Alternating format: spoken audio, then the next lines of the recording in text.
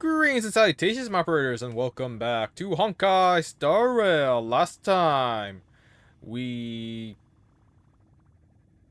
were recruited, I guess, into the Akama army.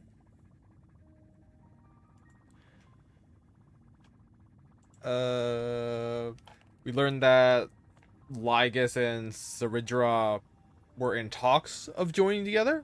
We learned that Saridra played both sides to see which was more profitable for her.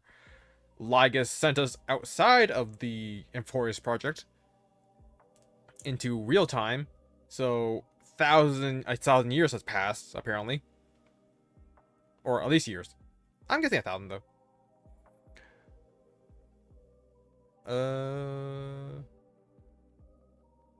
Did I read this?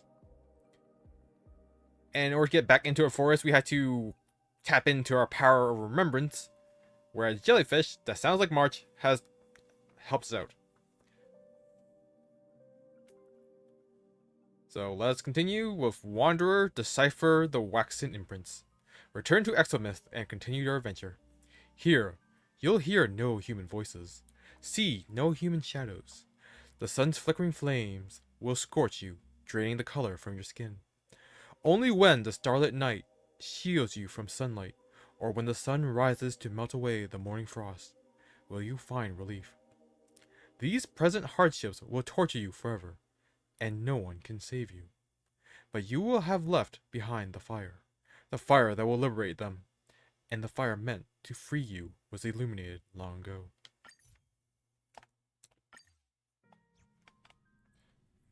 March? What's she doing here? Look at all these jellyfish! Oh my god, I can talk to them. A strange being, unlike anything you've seen before. Through its translucent body,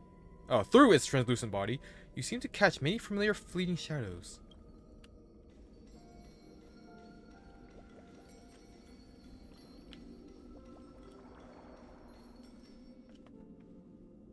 Oh, you're finally here! We haven't seen each other for such a long, long time. My good buddy, I've really, really missed you. You'd never talk to me like that. March, I've really missed you too. March 7th, back alive and kicking. I'm sorry. I never found the time to go see you. Back alive and kicking. Huh? When was I dead?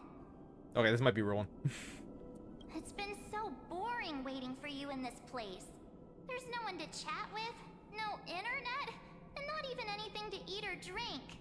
It's basically a prison. Now the great hero is finally here to save me. Yippee! You must have seen a lot in Amphorius during this time, right? You gotta tell me all about it. It's been a long and arduous journey. Are you doing better now?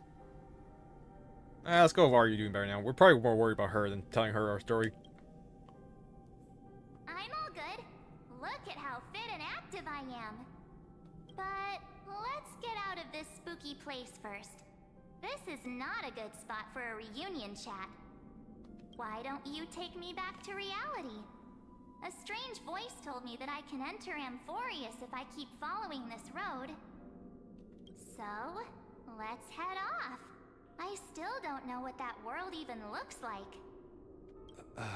Something feels really off about this. Why does March feel so weird? It's on purpose. Obviously. What are you standing around for? Do you actually like this place? Get moving. It's also so realistic. Hurry! This door should be the exit. Maybe my instincts are wrong. Let's follow her first.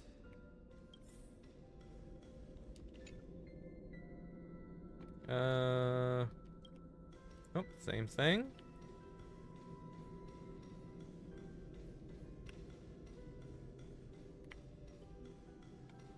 Are you okay? You haven't said anything for a while. Has it been so long that you're still missing me? There's no time to waste, though. The Chrysosayers and the Geniuses are all waiting for you. No. The discrepancy is getting worse. Yeah, she wouldn't say that. How do you know who's waiting for us? Where's Hung? He should be back on the express now. Ooh. Either both very valid.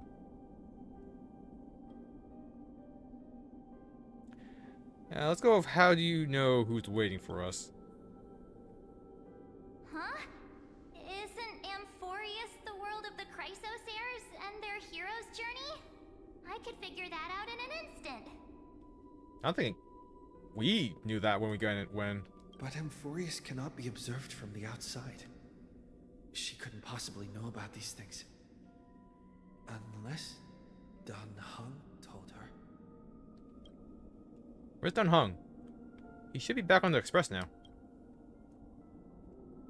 No, he's not. Maybe I just happened to miss him. Well, ruin that excuse. Never mind. Hung's super reliable. We don't need to worry about him. He's probably waiting for us somewhere. All hail and hearty. No. The Geniuses would have made sure that Hung made it back on the express. Besides, the March I know wouldn't be so dismissive about her companions. Something's not right. She's not March 7th. I guess you have something you want to say to me? Then there's no need to feel things out first. With questions. Let's treasure the time we have together and be frank. Oh, that tone shift. Who are you?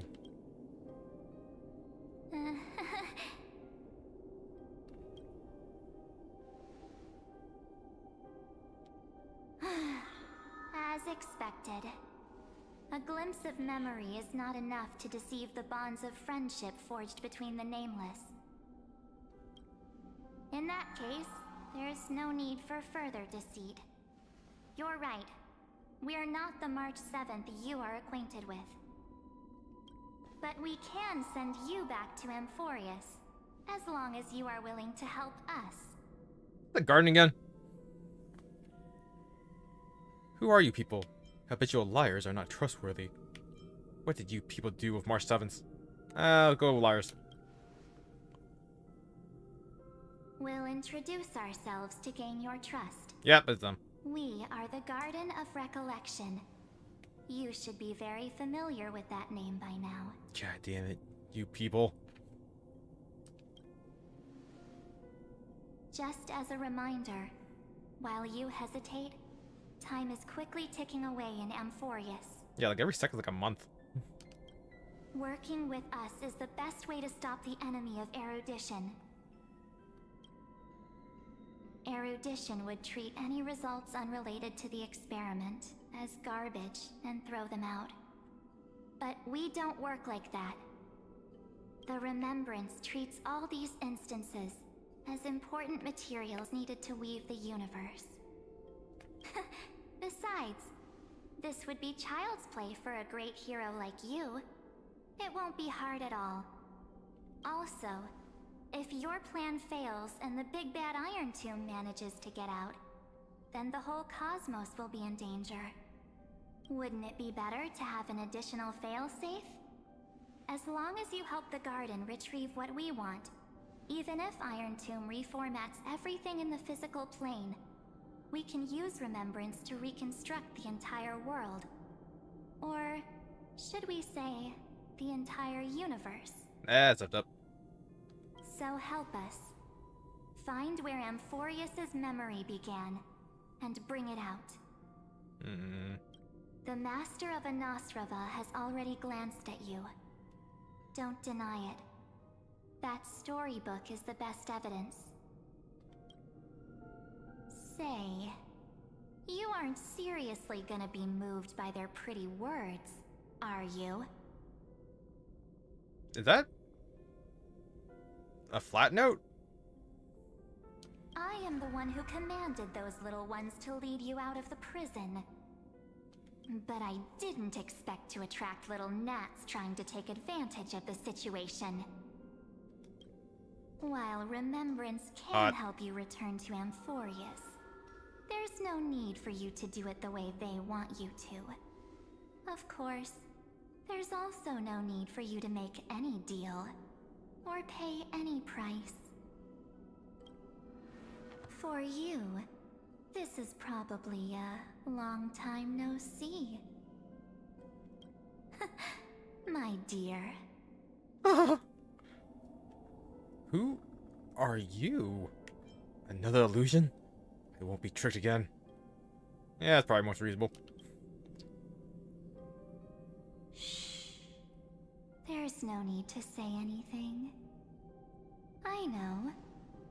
You have so many questions swirling around in your memories at this moment.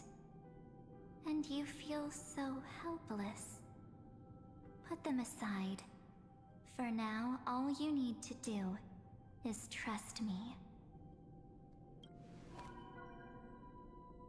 Or do you need more proof?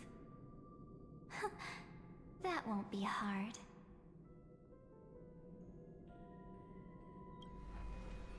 Wait, stop it! They're away! I'm gonna keep our first photo, alright? It won't come to pass while we're around. And now, The statue. Is that John Hunter's brother? Oh, did you hear that?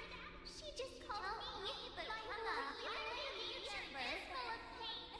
We won't escape from it. Hey, are you sure? Maybe a couple of punches will help to jog your memory.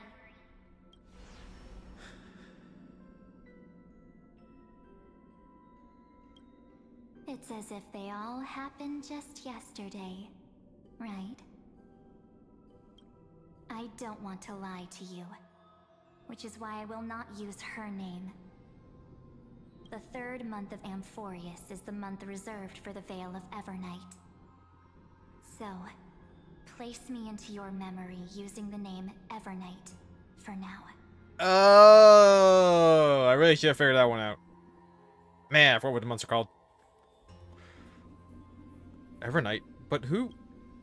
I'm happy to explain more, just not now. We might have a lot of time to ourselves, but Amphorius does not have that luxury. What the hell am I hearing? If we do not stop erudition and destruction, then the journey you've treasured so much will face the prelude to its obliteration. A countdown not in amber eras, but in days, minutes, seconds. So, take this gift. This burning core flame. This footnote of a transaction. It contains hope. And the warmth of the entire world. Oh shit, is that Kefli's core flame? I just kind of realized that. Ripples of past reverie. She hid this fire in the long river of time, hoping that her wishes would transcend time to reach your hands in the future.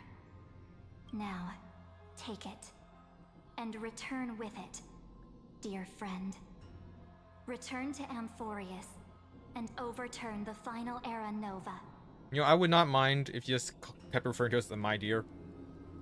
Witness the time that stood still for the Deliverer, and the resistance that never bowed to the destiny of destruction over the long years that passed in a flash.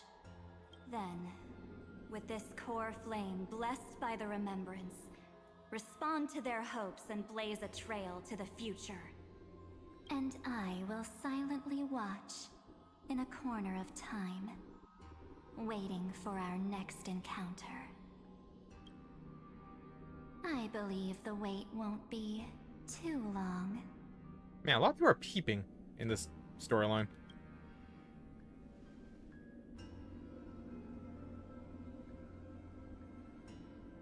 What exactly is happening? Keep going. Keep trailblazing. For Amphorius. For you. and for the March 7th in your memories. Go forth.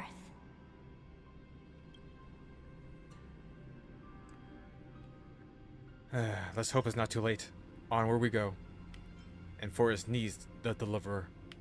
I trust in March, even if he no longer looks the same.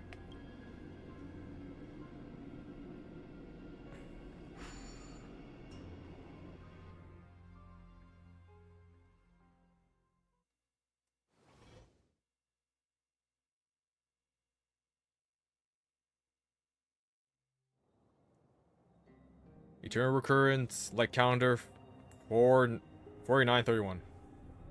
So 1 year has passed. Is this Wait, 100 years passed? Akuma? No, 1,000 years passed. 1,001 years. Because we were at 39 for.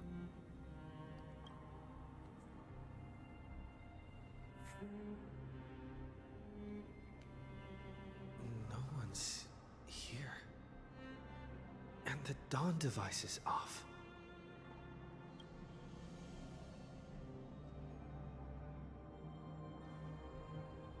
Ah, that's still there. Am I too late? The cognitive anchor. Why is it here? Why didn't Lygus take it? Okay, what's Kefli's core flame? Core flame of world bearing. The world bearing titan, Kefli's fallen soul. Yet seemingly some foreign force has tampered with them, making their divinity different from the one in the past cycle. The core flame awaits its rightful return, through which the final deliverer shall forge a new Era Nova.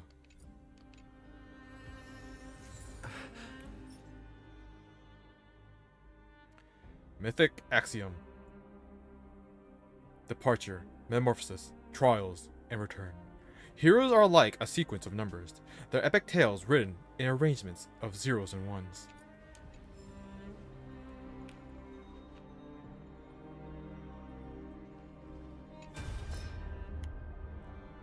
Heard. Hey kiddo, can you see me? Don't bother responding. This is a pre-recorded video message. Thanks to that little Empress granting access to the ultimate protocol, Screwy and I rewrote the progress of Era Nova while you're away.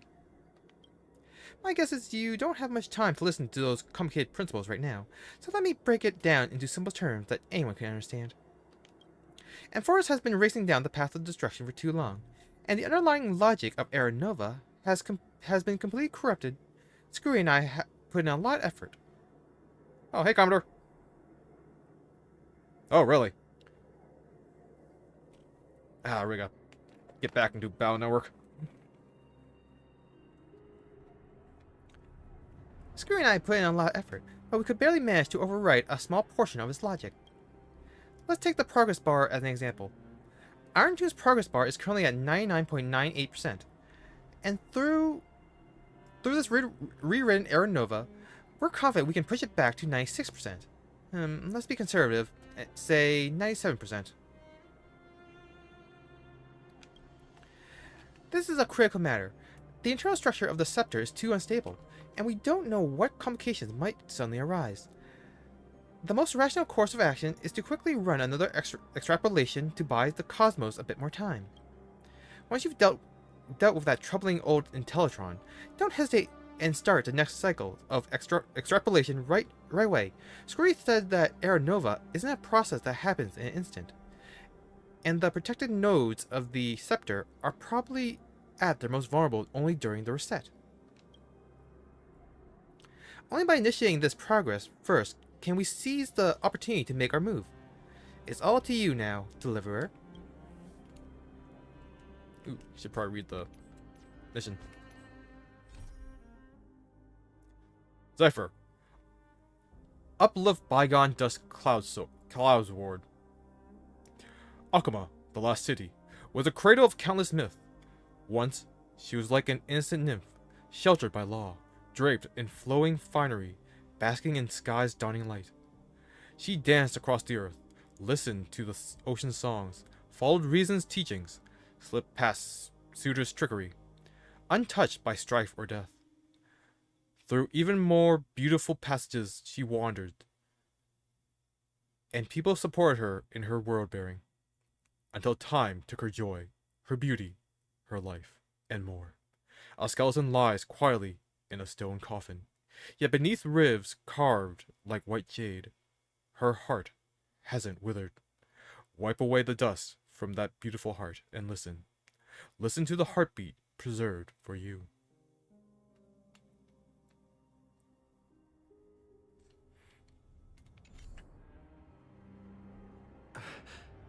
I don't know. Slash Rock, man? Wouldn't. I feel like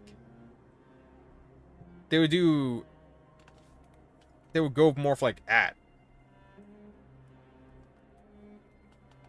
Yeah, dot slash? Yeah, I don't know. I feel like at Rockman would probably be more recognizable for this modern day.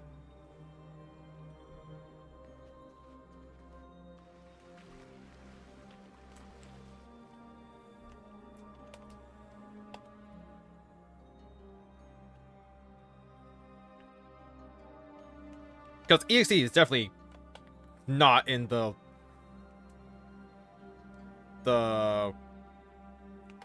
mental zeitgeist anymore, or pop culture zeitgeist anymore. I'm not sure dot slash is honestly either, because everything's like it's in the apps. Well, like at is still reasonably used.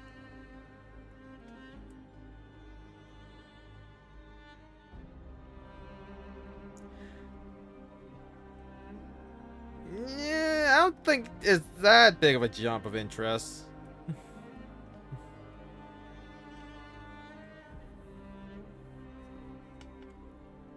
I get where you're coming from, but I still don't think it's that, like, widespread outside of, like, niches. The chronocognitive anchor?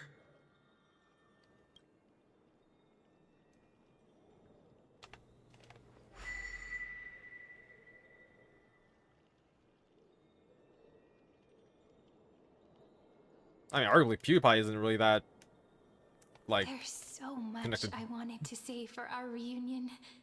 Yet now that you're back, there's only one thing to say. Serene. Welcome back, friend. It's been such a long, long time. Serene, I'm so glad you're still here.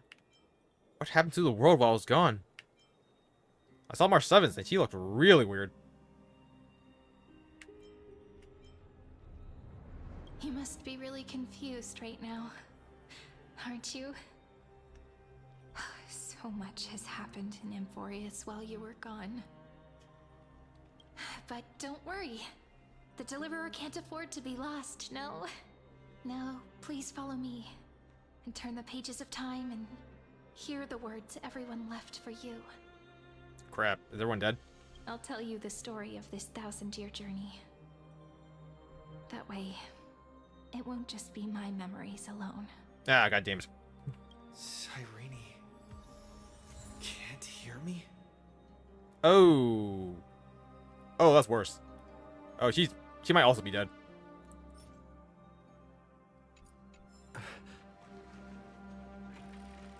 God damn it, I think everyone is dead.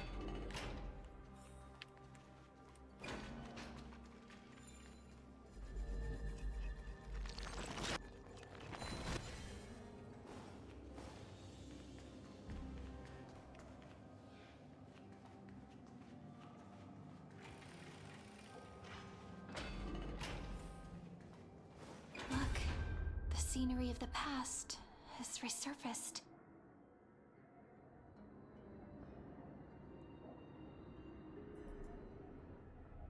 Time flies. 200 years have passed since the Deliverer's fall. We had to return 3 core flames of law, romance, and ocean to stop Lygus, but even so, Terravox has fallen. The two geniuses vanished without a trace, and Zeridra embraced her fate. At this rate... Era Nova will come, and Amphorius will fall into the destruction. Oh. It seems the key to rewriting the end once again lies in the core flame of world-bearing. According to the instructions left behind by those two geniuses, we must get it into the Deliverer's hands, no matter the cost. But how? We need to find a way to hide the cool flame. And we must buy enough time to keep Lygus at bay. About that, Rini might have some good news. She had that dream again last night, but the Titan's voice was clearer than ever this time. She said, "Pass the flame into the future." Is that a prophecy from Orynyx? She chose to side with humanity this time and hide one of her kin's core flame? It seems Amphorius' fate isn't sealed just yet. You're right. History has changed. Humans and Titans are both giving their all to keep this world going. Perhaps a relay across the ages is finally about to begin somewhere out there.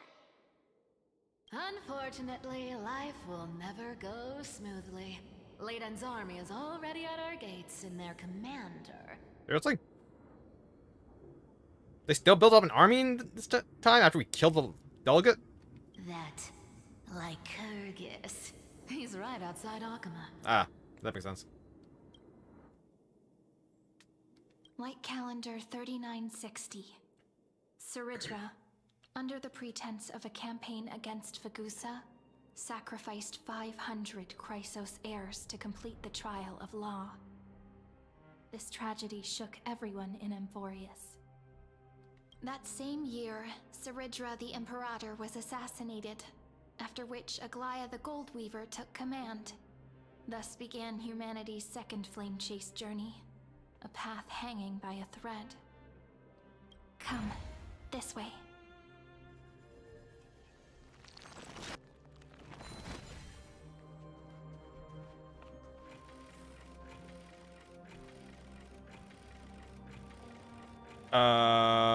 Okay, that was weird and concerning. The eternal holy city? What part of that eternity ever lived up to its descriptions in poetry? Who fell? The Marmorial Palace lies in ruins. Countless mortals have perished because of your stubborn resistance. I mean, they would have died anyways if they didn't resist, so yeah. It's time you learned the cost of refusal. Now, answer my question again. Where is Kefali's core flame? I have never seen Beavis and Butthead. Although I do know their voices. And Daria.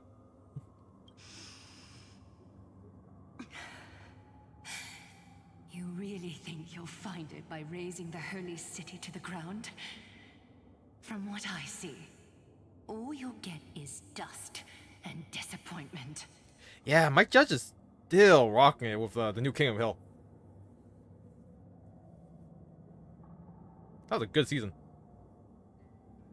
Don't forget, you can't kill the Chrysos as mentioned in the prophecy because of law. I have never denied that. Which is why I now place my hope in the faithful citizens of Akama. Perhaps they'll give me what I seek in the echo of your screams. Now then, I'll be cutting open your chests and using your scalding golden blood to baptize the masses. Allow me to apologize in advance. We shall start with you, blind and foolish Lady Goldweaver. Jesus. Yeah, that was a surprise twist. I thought he was only gonna like soccer because of how they keep the lawn trimmed. Did not think he actually liked it. I thought it was gonna be like another fake out. Leave this to me, Lady Aglaya. You must get away now.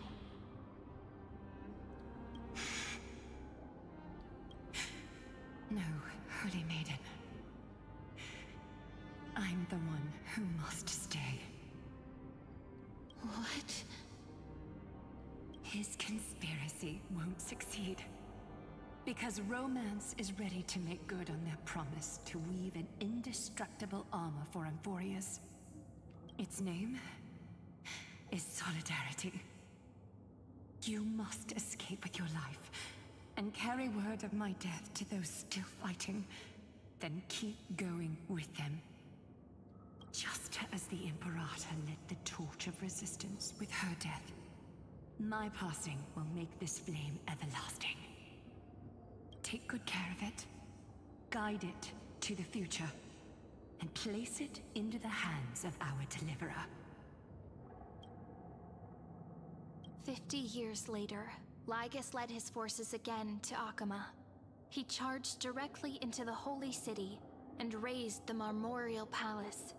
History would name this battle the Third Siege of Akama.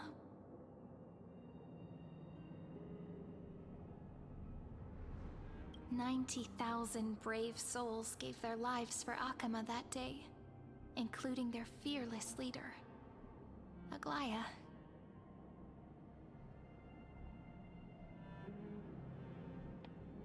Yeah, it's really questionable whether or not he would vote for the current president, because it does seem like he has like his anchors into the Republican Party. But at the same time, everything that he says, or like, he always has a reason why not to vote for Democrats. So either he would abstain or vote for him. So yeah, it's never a vote for a Democrat.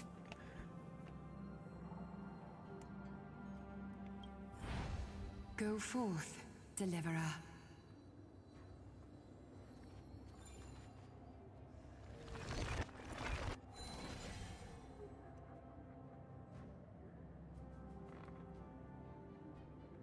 Yeah. He'll always be a conservative.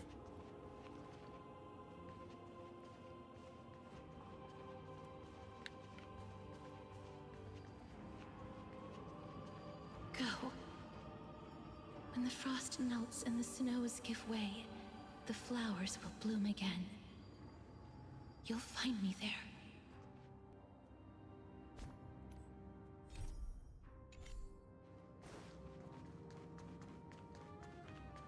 So what you're saying is, Princess Homebuddy is never coming back, is she?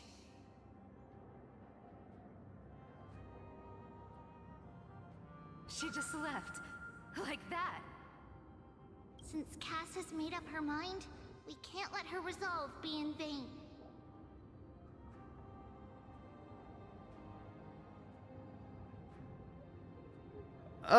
There's strong implications that he did vote for Bush in the new season.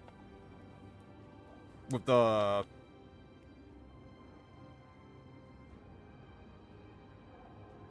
Yeah, at the end of that episode, he was like really conflicted on it with the limp handshake. But I think it's heavily implied in the new season that it does kind of confirm that he voted for Bush. Or at least he respects... Or at least during the Bush presidency, he gained enough respect for Bush.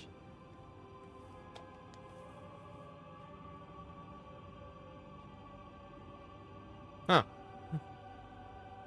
But between staying in Akama and going to Styxia, What difference does it make when it's death either way? I'm against relocating. With Kefali's protection, isn't Akama far safer than that dead city?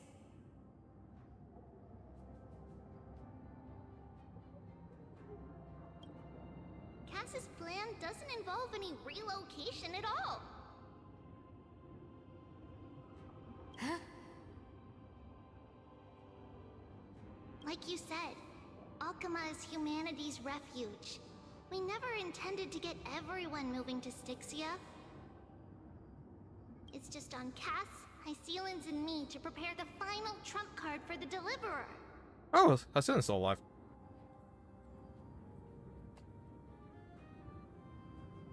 Wait, what kind of trump card needs all three of you demigods to throw yourselves away?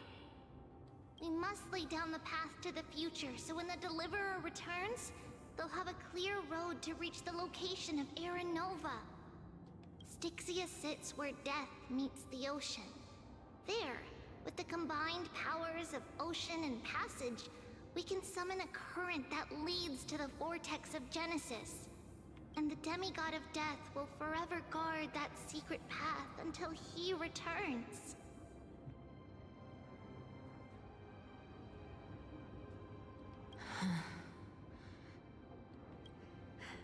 We all know Lygos will set his sights on the vortex of Genesis.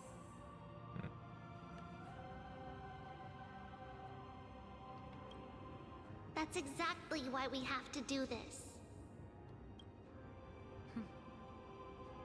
Guess I underestimated Idonia's Maiden of War. She's got way more steel than I thought. And Cypher, we need you to head to Castrum Kremnos as soon as possible. By any means necessary, forge an alliance with Strife. Oh yeah, because Five's not here. No one would... I guess Mightymost didn't really get along with anyone. The prophesized Crown Prince has already been born. No, wait. He shall become the new defender of Akama, protecting this land after we leave. Oh. Mightymost just got born. Shit, Akuma fell way earlier. You don't need to worry about that. I just came back from Castrum Kremnos. Only a step ahead of the news. Treeby, something's flying towards Akama, and it's really fast. What is it? It's a spear! It's the Kremnoans. Their king's already here. With the protection of the demigods Trebios and Cyphera, Akama endured wave after wave of warfare, though just barely. Castorus chose Styxia as the last resort, and completed the trial of death, causing the stagnant waters in the River of Souls to recede. Soon after, Trebios departed on a long journey. That same year, the Kremnoan king Euripon, along with his son, Prince Mightymost, joined the Alliance to safeguard the Holy City in the Battle of Deliverance. That's surprising.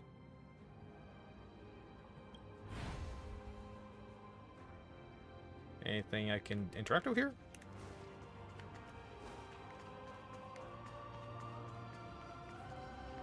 Go on, and see you tomorrow. No.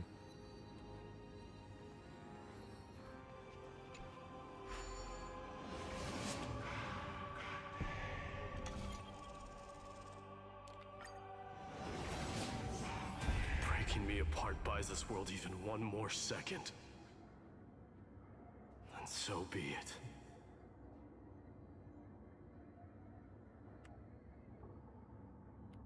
But it's gonna hurt a lot! Aw, Trianne.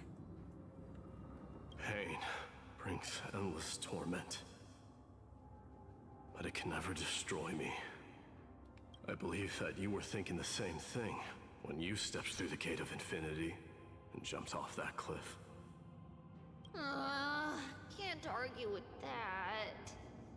In the current situation, this is the only path Akama has left. Just do as I say. Split my soul into 5 pieces. Forge me an immortal vessel. Oh shit. He's doing that. Let the blade of strife hang forever overhead. Locked in battle with their enemies to the world's bitter end. There's no need to be sad, Lady Trebios. Haven't we already taken great strides towards that promised tomorrow? In this life, my people no longer have to drown in false guidance. Kremnos has washed the blood off its fate. Amphorius no longer needs a god named Strife.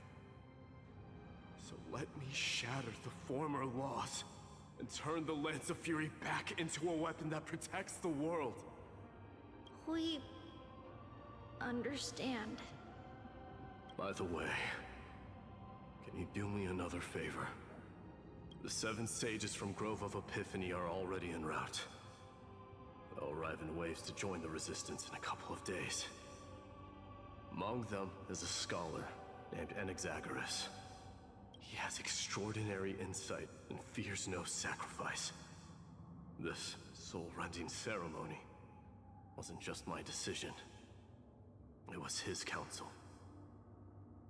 His wisdom will surely be the backbone of Amphoria's survival. Watch over him. Carry on this everlasting flame for me. Through Anaxagoras' ritual, the demigod of strife split his soul into 5. Courage, honor, tenacity, sacrifice, and reason. Each sealed in blood crystal and cast into battle. The people held a 10-day funeral to mourn their fallen god king. And through his sacrifice, humanity was granted 200 years of peace.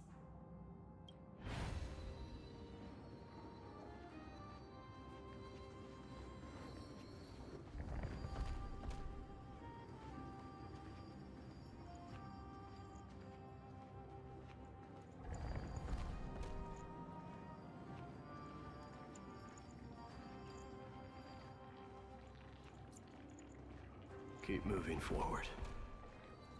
My blood will pave the road ahead for you.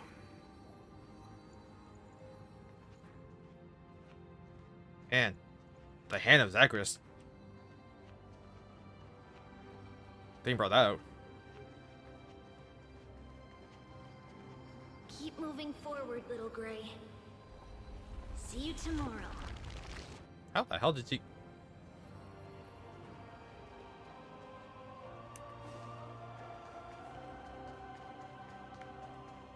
That seamstress wasn't wrong when she said a lie needs more lies to keep it together.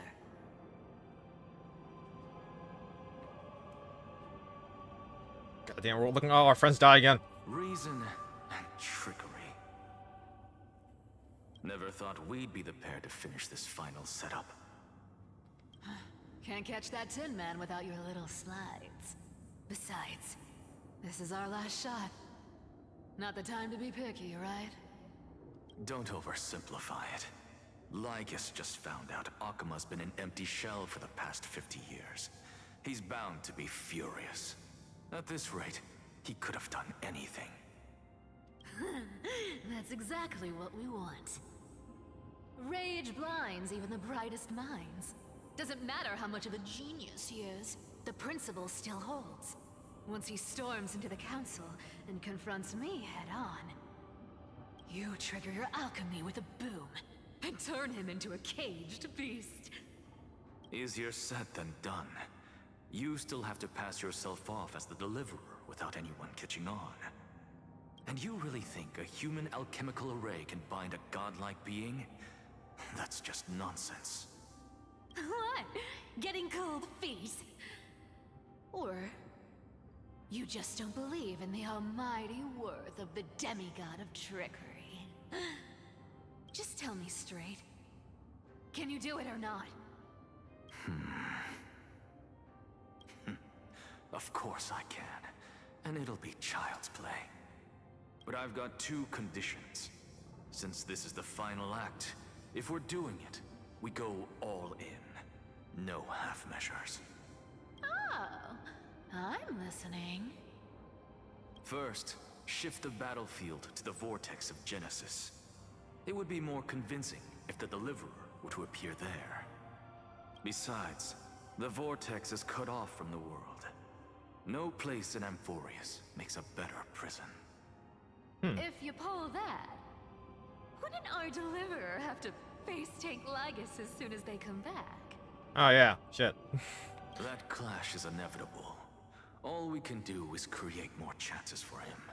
And that's the second condition. The vortex belongs to Fagusa in the first place, remember? And there happens to be a demigod of ocean among the few survivors in the world. Loop Hycelan's in. Let her join the final act. I'll transmute myself into a Philosopher's Stone and embed myself into the formula. And when the time comes, she needs to shatter me and scatter that stone's ashes into the ocean within the vortex. Huh.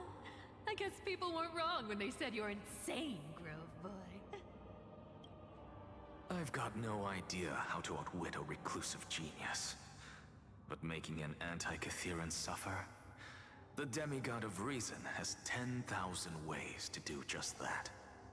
And what I just mentioned was one of them. So what exactly does your formula do? Now that would spoil the climax, wouldn't it? By now, Hyacinth must have completed the Sky People's ritual.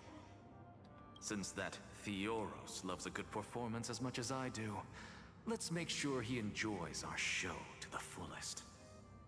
As for how the Deliverer will complete the Era Nova, well, that will no longer be our concern. It was the last battle known to the world, initiated by two demigods least suited for war. In the end, reason and trickery kept their word. At the cost of their lives, they sealed Lagus within the vortex of Genesis, where he remains to this day.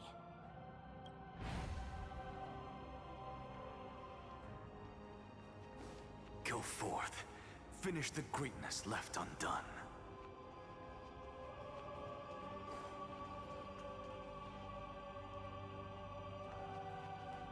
Quit overthinking! Just run! Keep running. That'll be enough.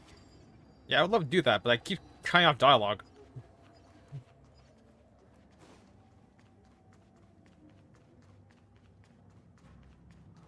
Irie, it's dead quiet here.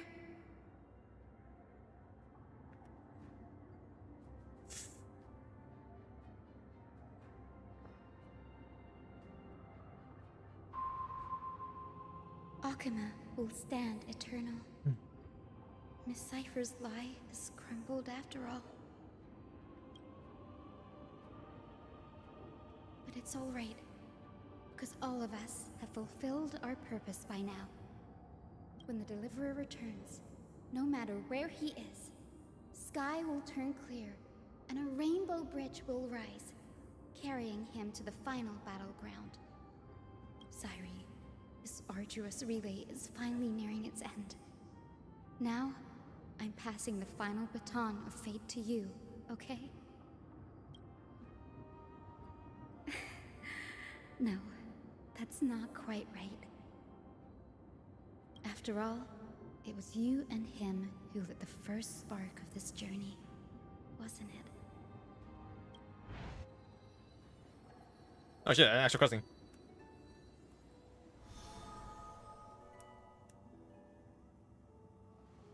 I'll tell you the story of this 1,000-year journey. Oh, never mind.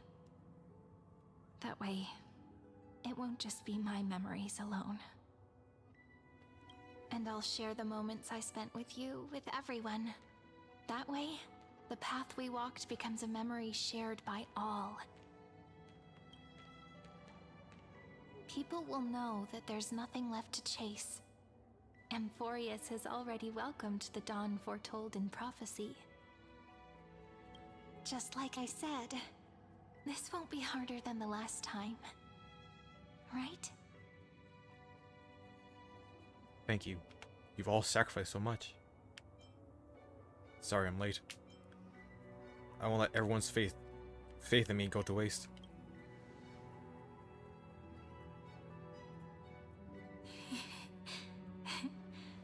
I wonder what kind of expression you're wearing right now. Probably the same as always. Calm, resolute, and brimming with confidence. If I have the chance, I'd love to see it again.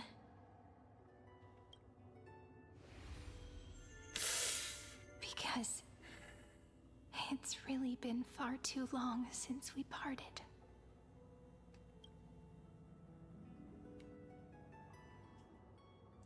Serenity, even you. Is this all a memory?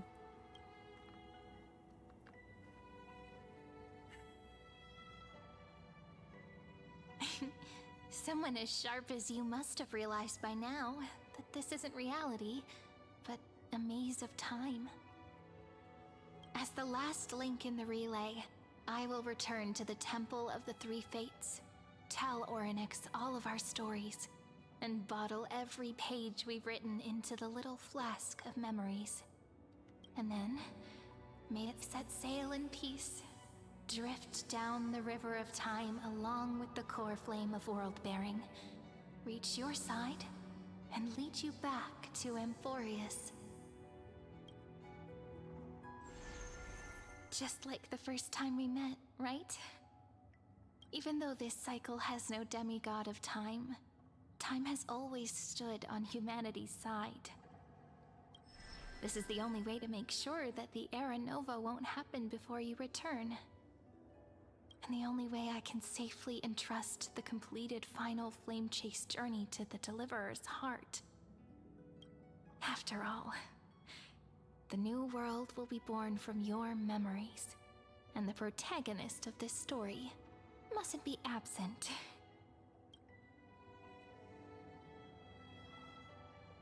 As promised, I'm back. Let's go.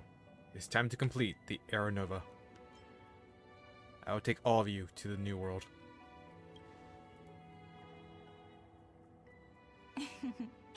I believe you will never let us down, just like always. Do you remember when Finan sent us back to the beginning? When you and I got separated? But in the end, I returned to you, carrying all that we've been through. That's what memory is. It may wear down and fade in the river of time, but it never truly leaves. When that hidden corner of the heart is stirred, the past returns even more beautiful than before. So don't worry. Let the 33,550,337th Flame Chase journey become part of you too. I've gotten a lot better at it with the experience from the last time. Next, you will head to Styxia and find the Vortex's entrance guarded by the demigod of ocean, before charging toward the final battlefield.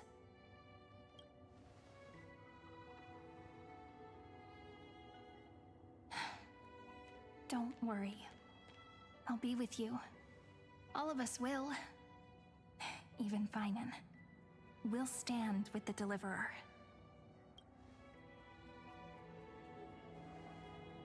So say a short goodbye, then set off, just like we promised at the start. Toss away all unnecessary worries and troubles, and bring our smiles and determination into tomorrow.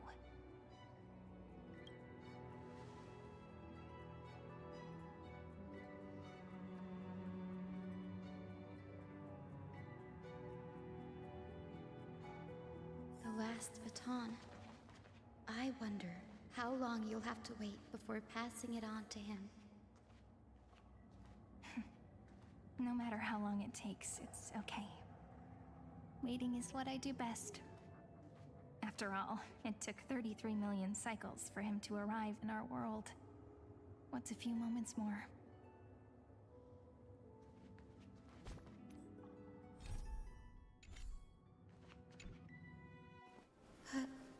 Sairi, what if you wait and wait, but that hero never arrives?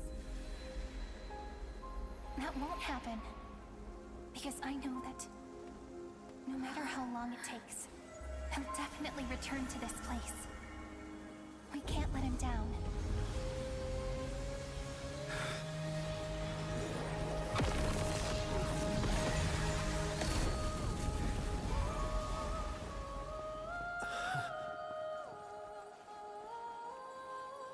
Oh, she's still alive. Maybe. Sky shall rain rays of dawn for you.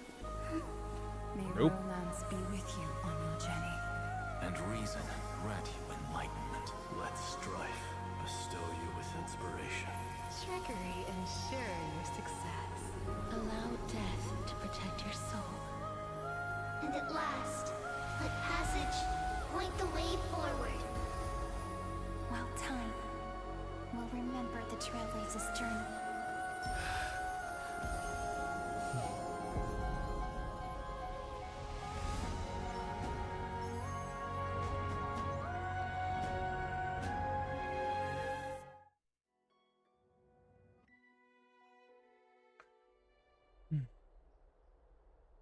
Is this Styxia?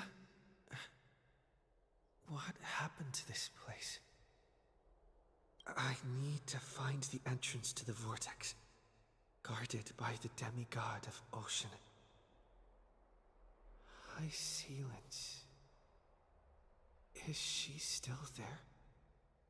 Long time no see, Trailblazer. You damn bucket of bolts. Generation after generation of Chrysos heir heroes have tried to defy fate with their blood and tears, either voluntarily shattering their souls or waiting in eternal solitude. But alas, fate can never be defeated. You managed to break free? Reason and trickery may bind my flesh, but my will shall never fall silent. So the demigod of ocean, the Dux Gladiorum High Sealants, sought to bring me into a fantasia with her voice and drown a genius in slumber. But alas, it was all a hopeless dream. That warden fell before I did, due to erosion of time, while her prisoner remained unchanged.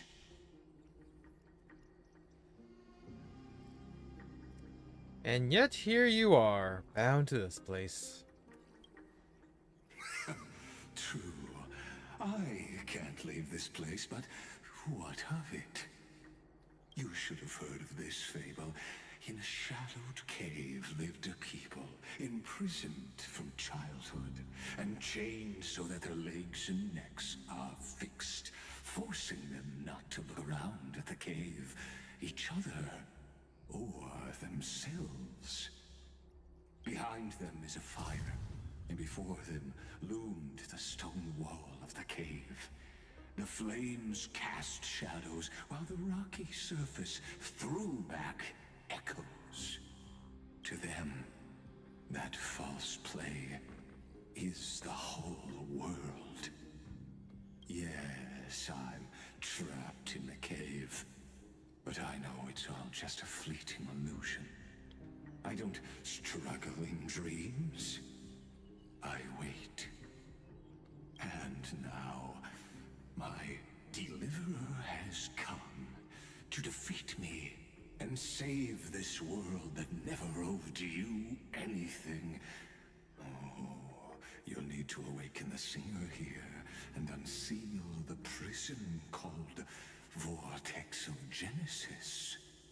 You'll be the one to unshackle me and bring the cave crashing down.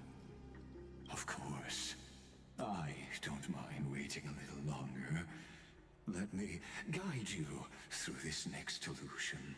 One last memory from that prison warden. I hope you'll watch the stories of this Fantasia closely. Logically, the Deliverer must see the world for what it truly is. Emotionally, this memory captures the fate of everyone in Amphorius better than anything else. Only by feeling it for yourself can you understand my point of view. The meaning of destruction.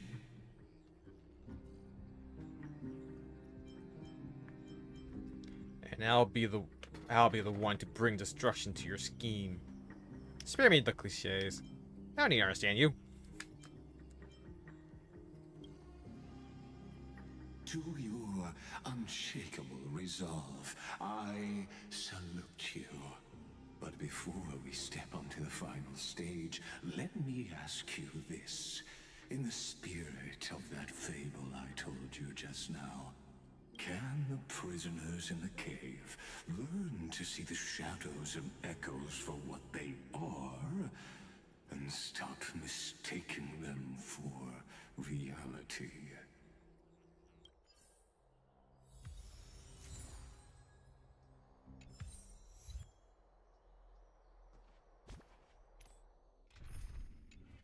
Oh, we're in the real world now.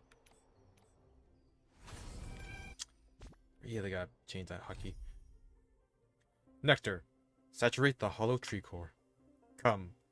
Seek the song on the shore that bears no fruit. Why would a father sacrifice his daughter? Why would a daughter slay her mother? Why do gods torture mortals? Why would an eagle cast a tortoiseshell upon a poet's head? In countless poems of the wine god, people rage, grieve, and despair.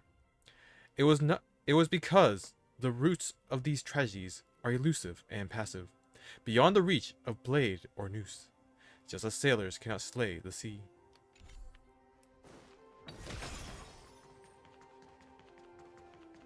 Look, the fire projects the face from her memories. An actress upon the stage of this play. Pinterest song, the past that has been imbibed by time. A drunken dream hidden at the bottom of the cup.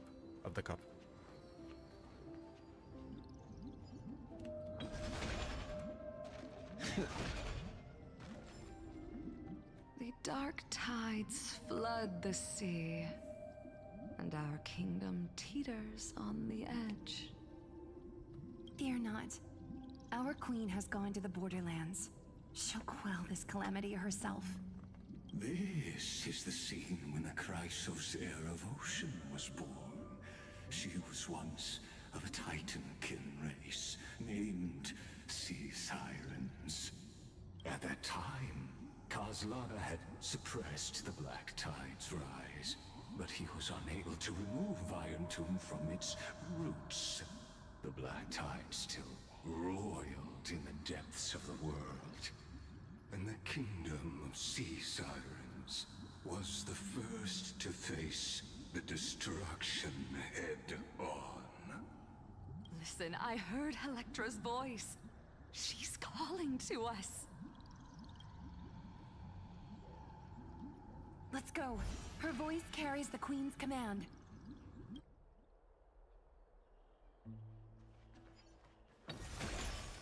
To keep the Black Tide from threatening the ocean, the queen gave her all, body and soul. Born of the queen's chalice, she bore the deepest blessings and inherited supreme divine power. Nectar brewed in the womb by God. I am Electra, the first song.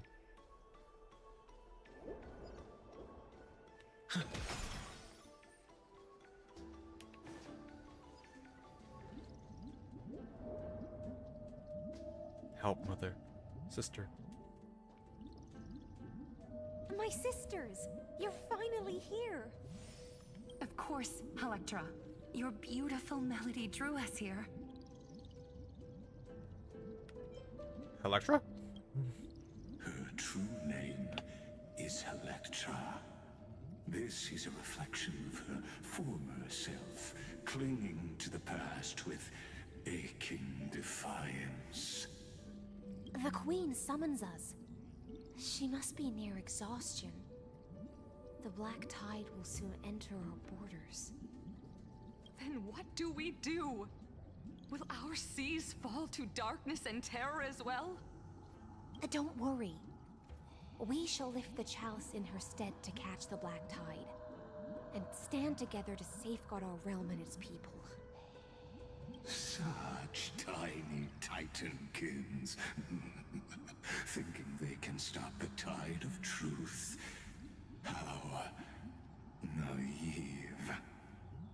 And that naivete is the root of all suffering. Can I take this? An utterly unremarkable silver coin lies on the roadside, but the moment you pick it up, its strange texture tells you that it never truly touched the ground. Instead, it hovers just above the surface, like magnetic levitation. Could there be another hidden genius? I smell a treasure. This must be Zagreus' doing. On closer inspection, you notice indentations where a chest once rested. Now it's gone without a trace. Who might be behind this? That's a tough guess. Looks like the Spirit Thieves in an illusion too. As expected, Bartholos. Nice, let's go on a treasure hunt.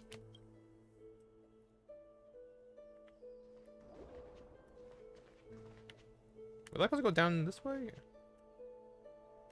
Or go that way?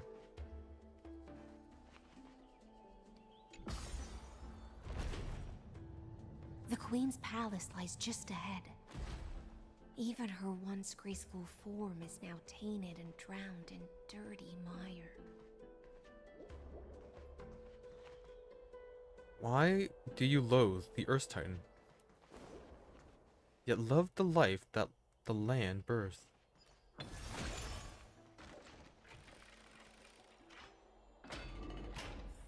To protect our feast, you will swallow the black tide.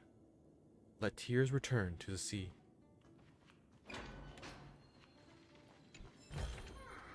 Is that all?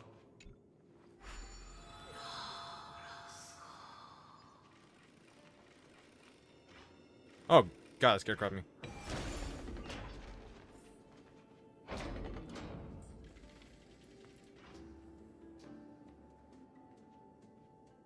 Oh, Fagusa, our noble queen. We've come at your call. My little fishlings, you swim with such joy. It pains me to speak of the kingdom's sorrow. Aren't baby fish called fry? I once believed I could drink the black tide dry, but even the deepest chalice must one day overflow, and I can hold no more of this filth. Mother, worry not. We're all children of the sea. Let us bear your fate together. We'll take up your mantle and drive back the black currents. We'll mend your sacred chalice and take in the cursed filth. My little fishlings, when the spear of strife falls, you may retreat in peace. I promise you, on the surface, the city-states will hold a feast without end in your honor. This is the last gift I can give you. Uh-oh.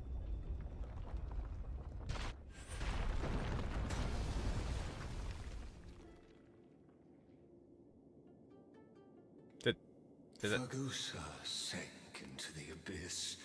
With the chalice shattered, their intoxication spilled into the black tide, birthing the first madness in Amphorius. Sea sirens followed one after another, hunting for the Titan's fragments, until their flesh decayed and their bones crumbled, all for of the promised final feast. Keep watching, but tread carefully, for the stage ahead is crumbling with age. Just like her shattered fate.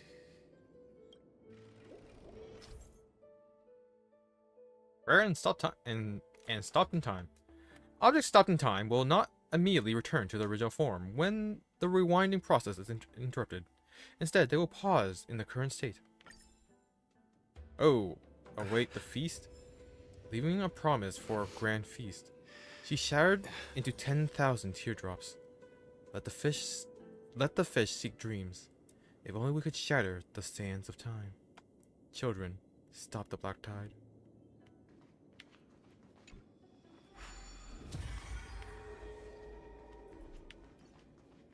Hey, book.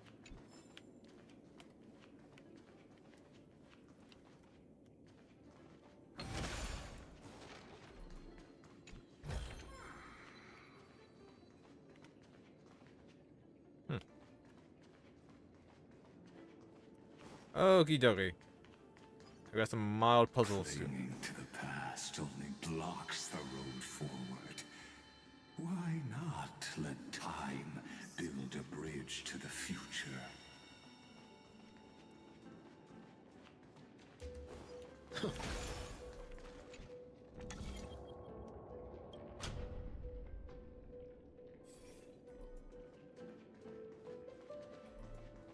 Can I? Nope.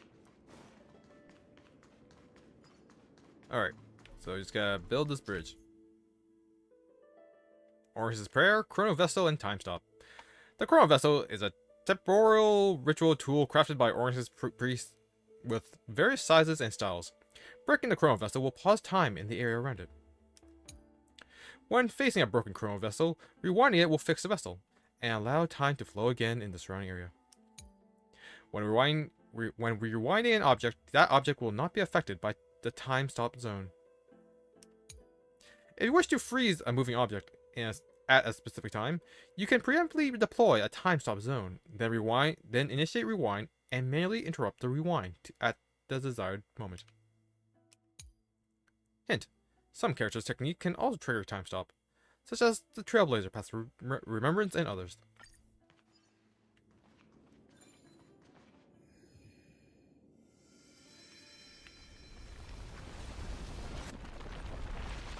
The chandelier is still giving way. Maybe the chrono vessel nearby can help?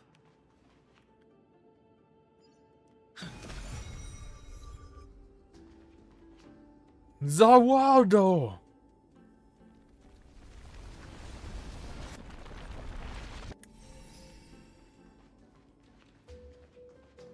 Your wisdom far surpasses even the bounds of reason's model.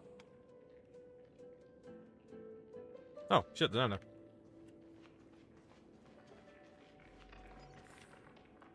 The torrents of destruction are spreading.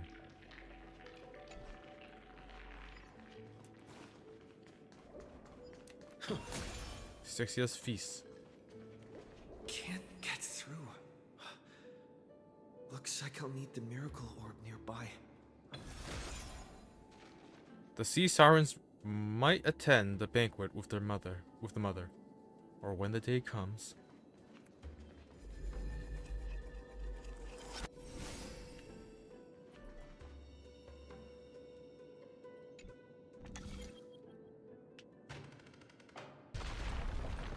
The ending was written long ago. Even you cannot rewrite it. Just like this poor chandelier.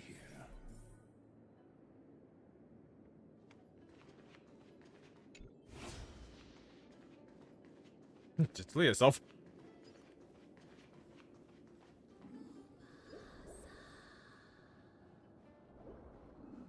Wait, I missed something.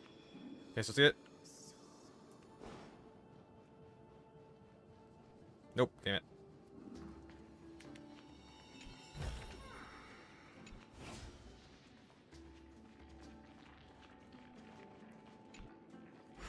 Electra!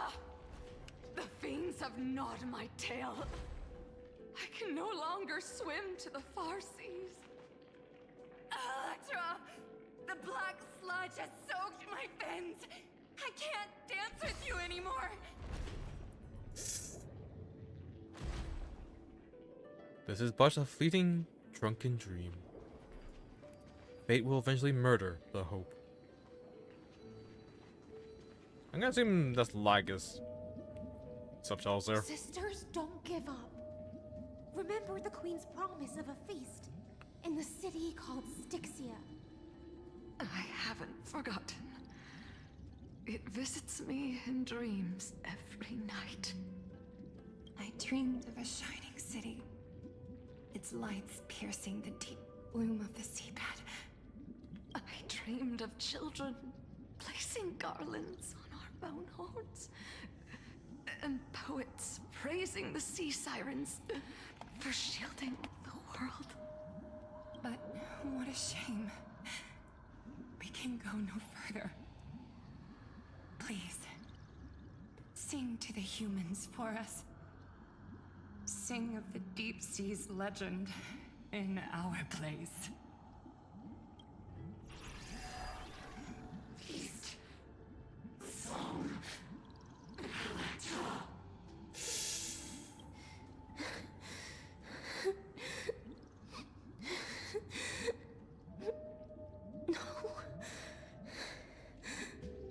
The sea sirens were tainted by the destruction. Their flesh rotted away. They became the black tide creatures of this cycle. Farewell, sisters. I'll finish this last task. Then return to prepare your feast. And so, only one sea siren remained among the sea floor. High Sealands, swimming alone through the seas, burying her kin, and searching for the fragments of the chalice of plenty. Though most of that journey was in vain. Why not use the power of time to leap ahead toward the journey's end? To reach the spirit basin, I'll need to call upon the power of the chrono vessel. The souls drift toward the feast, yet the bones have forever sunk into the river of souls.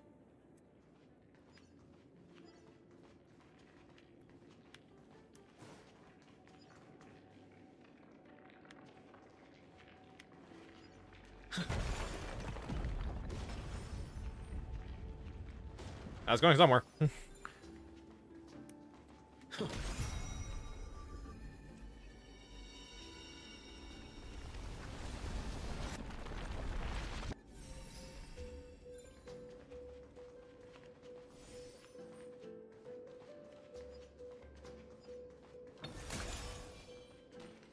Hey, the spear.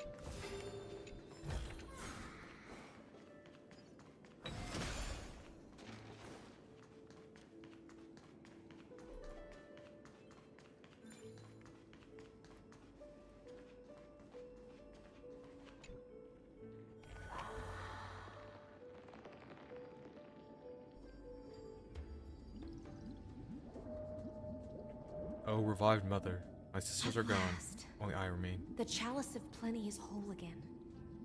The lance of fury emerges from the river of souls, and the gods reclaim their duty to hold back the black tide. I am freed from endless toil, and now walk toward the rites at Styxia. I bore my sister's dreams upon my back, took on a graceful human form, and hoped to find a grand celebration on the shore. My fins became legs, my scales became skin, and the sea foam on my body became a shimmering gown. But when I stepped onto land, there were no festivals with honey brew, nor poets plucking harps, only silent death, drifting gently along the river of souls. When she fulfilled her wish, she only found Styxia to have already repeated the mistakes of previous cycles and was swallowed by death. Hopes and promises are nothing but the foam of dreams. I am a sea siren, a vessel born to contain the tides. Now that my task is done, and the promise is broken, House lies. am I to go on? In a world drowned in shadow. Fagusa, my noble queen. She evaded my questions with drunken stupor. She told me a grand feast awaited me in the surface world. So I wandered, lost, groping through the dark. The feast she spoke of.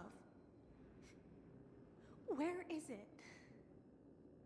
Lonely Blade, I shall grant you everything you seek. The second song.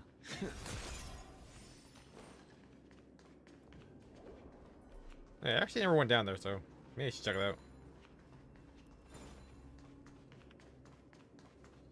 Ooh, chest.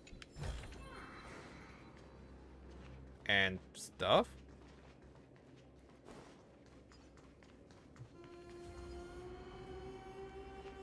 Oh, no chest.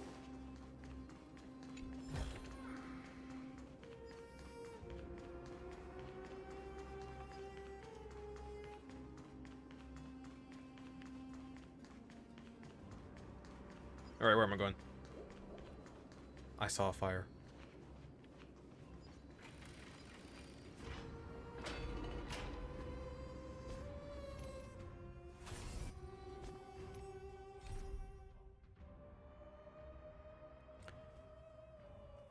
Where are the fish?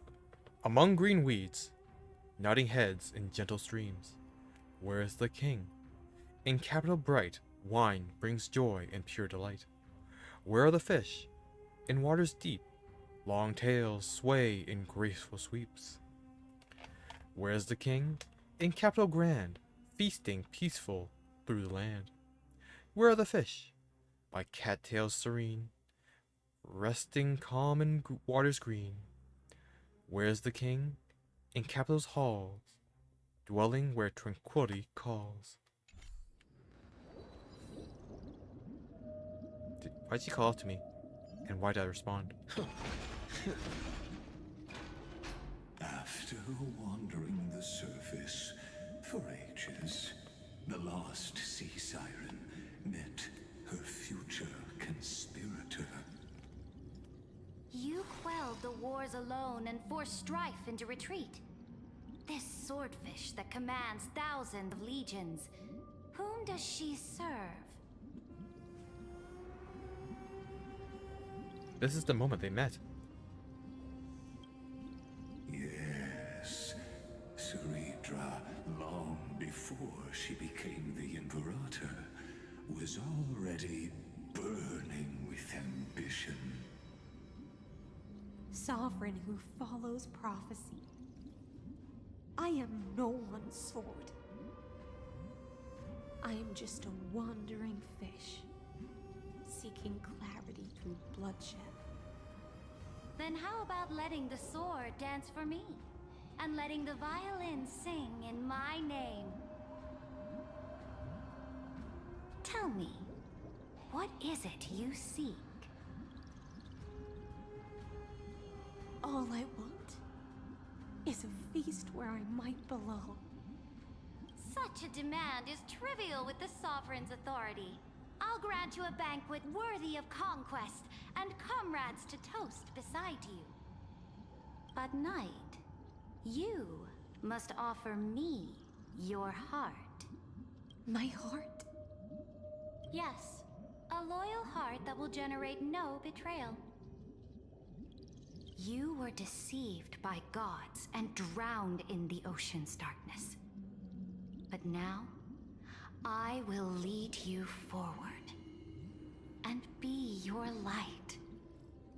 So be it, noble monarch.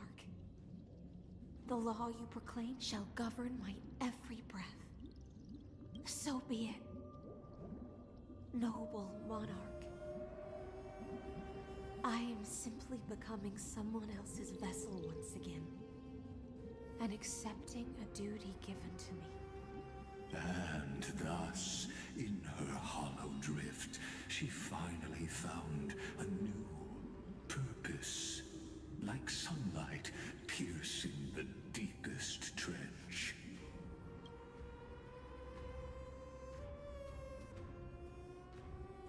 Go sing a song for the sun sitting on the mountain. Did it change again? Nope.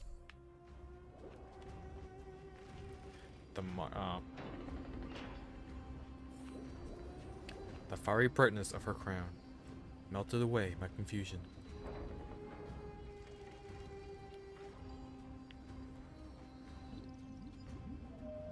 Noble monarch, I've cleansed the foulness from the road as you commanded. My blade, you've helped me ascend and take the crown. Ask, and you shall have your reward. What I desire is the same as before. A feast. Look, I've prepared you a grand banquet. The finest honey brew and tributes await. Fish are drawn to light by nature, for the deep sea knows only gloom. Now I found a flame. It may scald and burn, but it's the only light. Come, let us join the feast.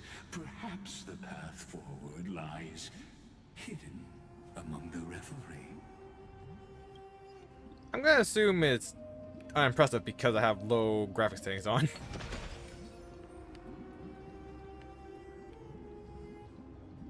Have you heard that the Imperator's about to begin a new campaign?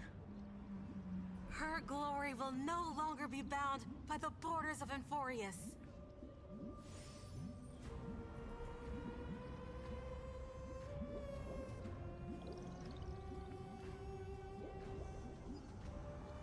My faithful subjects, tonight's feast is not just for the past. It's a toast to the future! Born from our golden blood is an unstoppable colossus. Our iron beast to trample the universe! Wait, what? Great monarch. I've heard the universe teems with great threats. Can we truly remain invincible? Fear not. Before the troops of the destruction, such rabble is no more than cosmic dust. Surely there's a planet draped in oceans out there in the stars. Once I claim it, it shall be yours to rule. Ah, yes. Lukasha. And to the rest, your triumphs will not go unrewarded. I promise you a new age, free of fear. Now, raise your cups to our conquest among the Sea of Stars! Sea of Stars! Sea of Stars! Conquest among the Sea of Stars. What a grand vision. Yet, to the Siren Knight, only feasts still stir her heart. Come now, join me. Witness the end of this futile dream. Where's the way out of this illusion? The Come third quick! song. Let's celebrate together. I've saved the finest brew. Come taste it with me.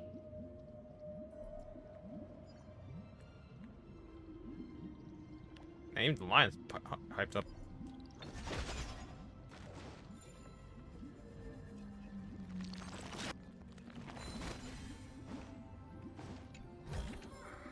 Looks good.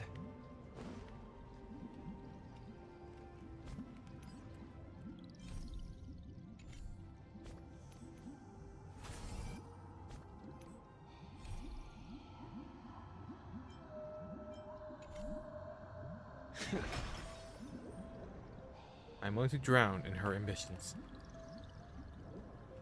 To drown in the liquor of dreams.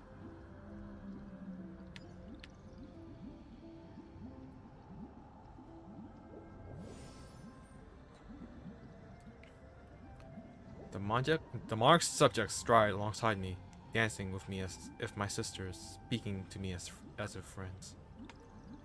Noble knight, you are truly a blazing spark. It is my honor to share this banquet with you.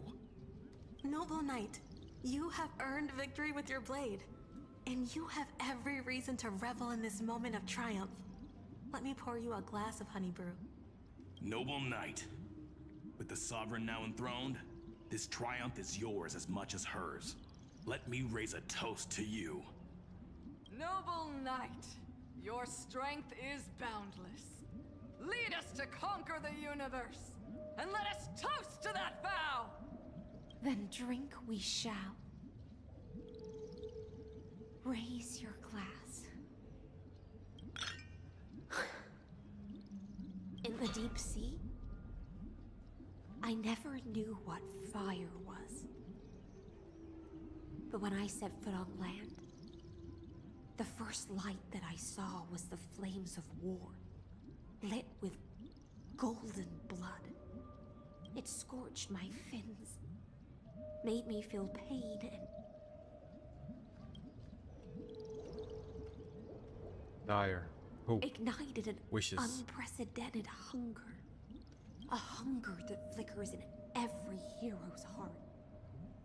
So bright, yet so blinding. Look! The monarch herself has taken her seat! Hear that? The court sings her praises! Come! Join us and praise her glory! I love this feast. I love this journey that brings the feast. I love the people on the journey. I love the monarch chosen by the people.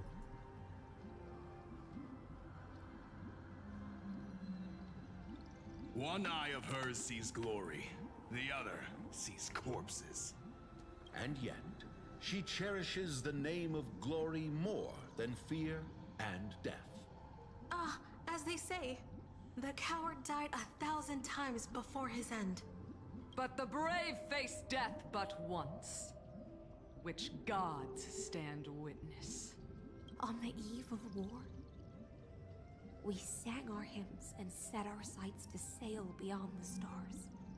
The legions will climb aboard the beast, riding it like currents across the cosmos. Planets after planets flew the flags of her crown.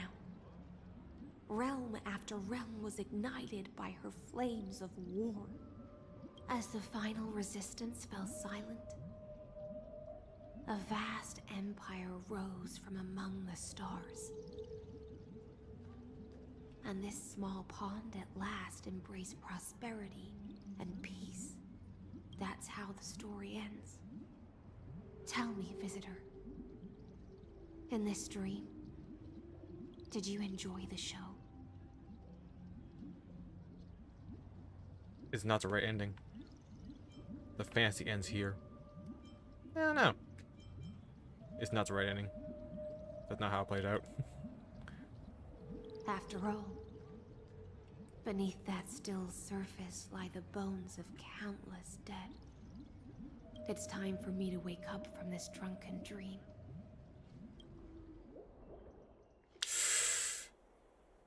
Indeed, I have long known.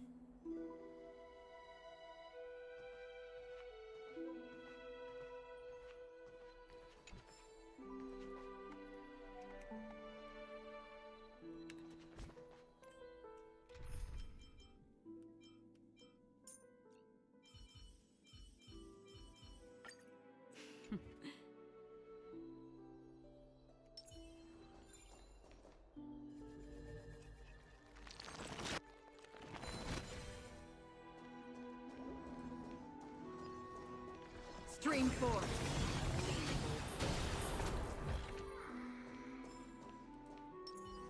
Imperator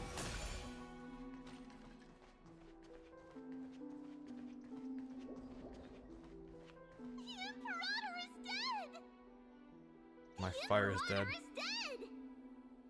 The Imperator is dead!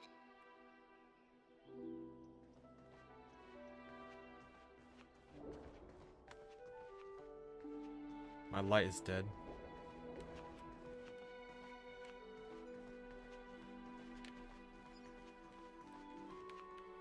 Just using all the dripping models, huh? My heart is dead.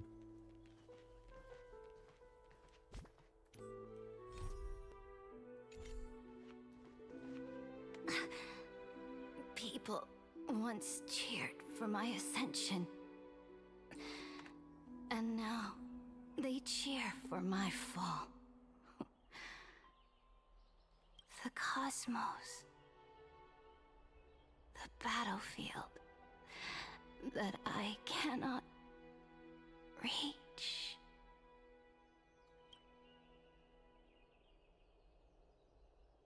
Before the Sovereign's conquest reached its end, her life and ambition had already been swallowed by the deep sea. This is the true ending. Her grand designs torn apart by the blade. Her regal robes soaked in golden blood. And the one who struck her down? The one who struck her down. The killer is... was her most loyal Gladius. You killed her? Why? I don't need to explain myself. A fish in a pond has no hope against the surge of fate. I wandered the shore, found a flicker of flame, only to snuff it out with my own hand. I don't understand. If the ocean's feast, the Imperator's dream, and even Amphorius's existence are all illusions, then what's the point of our journey? When the Deliverer returns, I will let this absurd celebration come to an end. But Greyfry, I can't help but wonder how I dearly wish this feast of the Flame Chase would never end. It seems she sensed your presence. The Fantasia's foundation is starting to crack. Let's return to the prologue.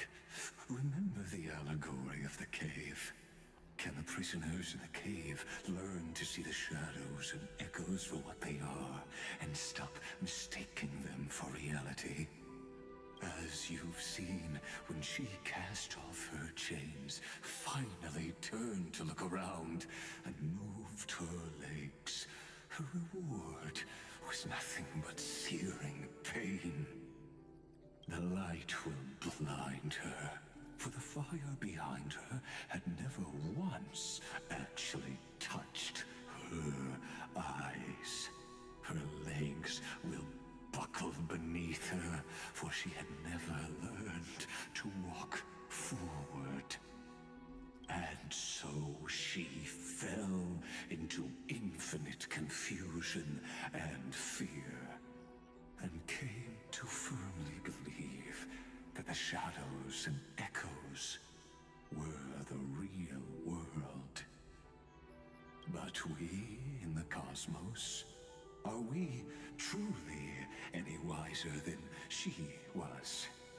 Now, nameless one, fateless one, ask yourself this.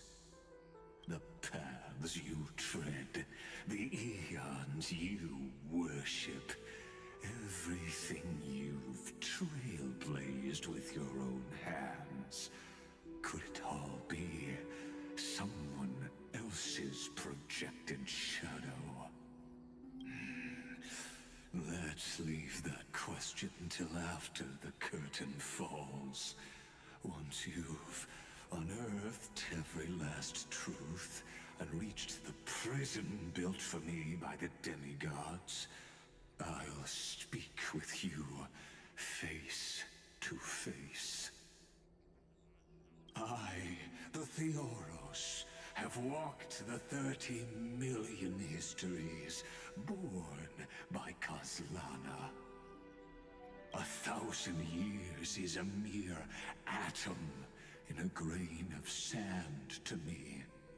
Amphorius, compared to the cosmos, is but that grain upon a whole beach.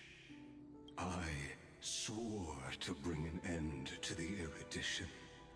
Would I really let a single grain grind down my mind?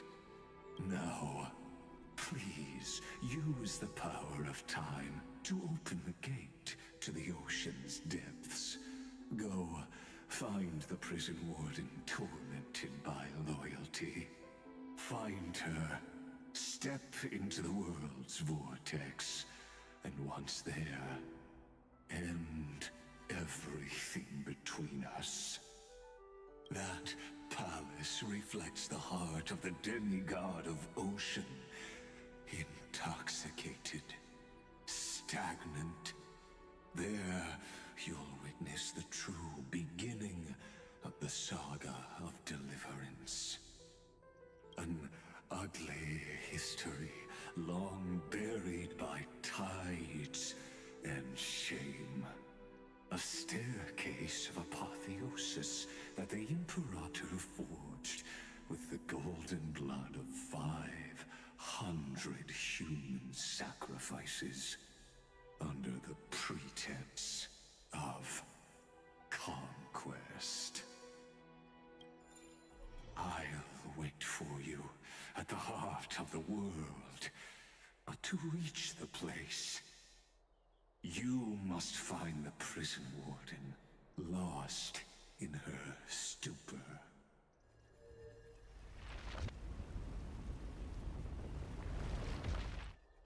Beyond this door lies the path to the vortex of Genesis. That's where the real one is. I am your labyrinth. Still same.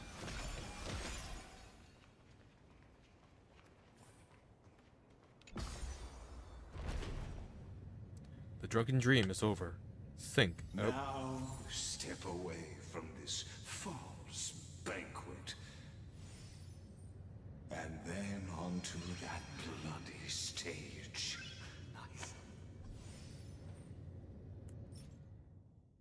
When the wind was warm. The wind then was still warm. The children danced barefooted for the harvest, hand in hand.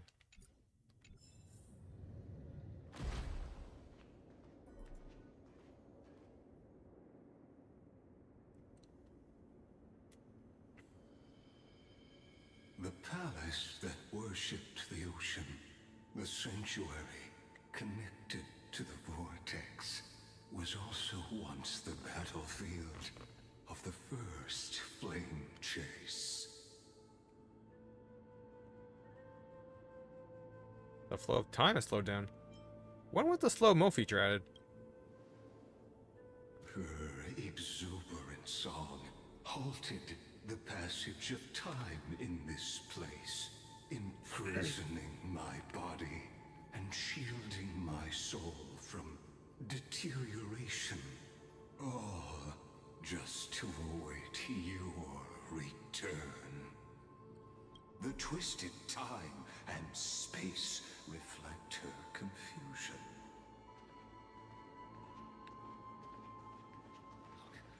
And so, the Imperator's crimes were veiled.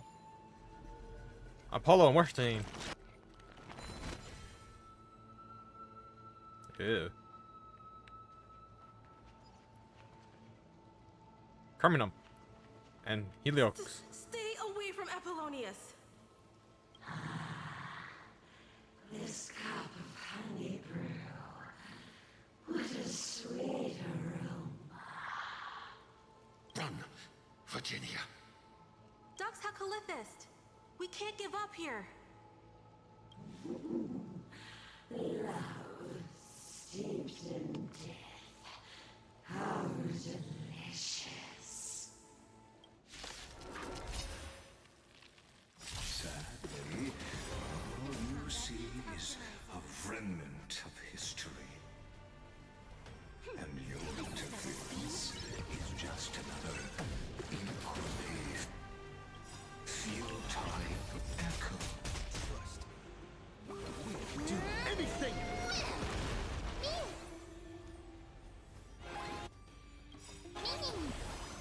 I weep for the departed. It too shall fall. Ah, the exploding fish. Watch your head.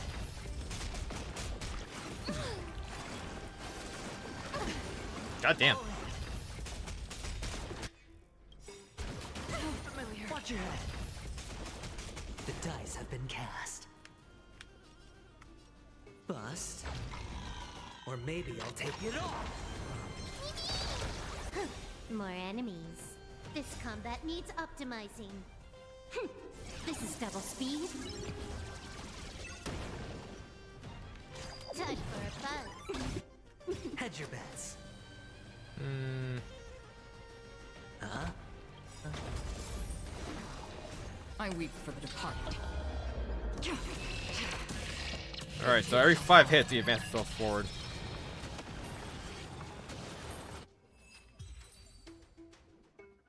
Apollonius, look. I chased the enemy away. But I think I can't go any further. I'm sorry, Virginia, for letting you. It's okay. I'm glad to die by your side.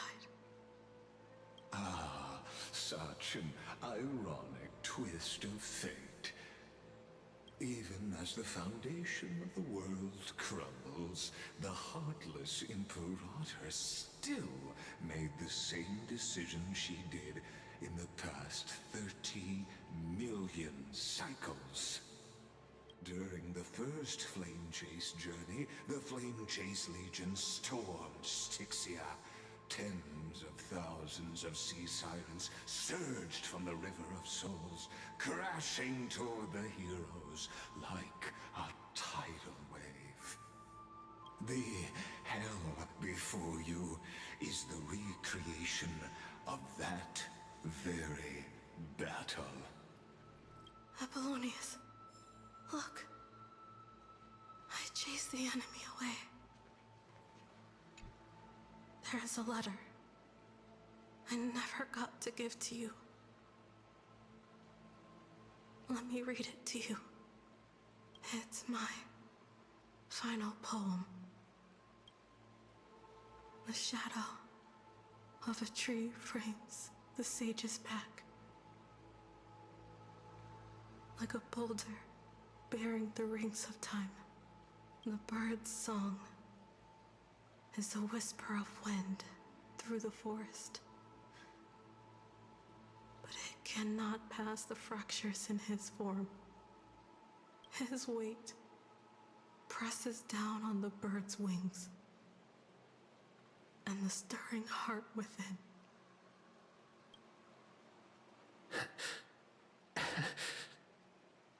I always wanted to tell you. You look beautiful when you read poetry.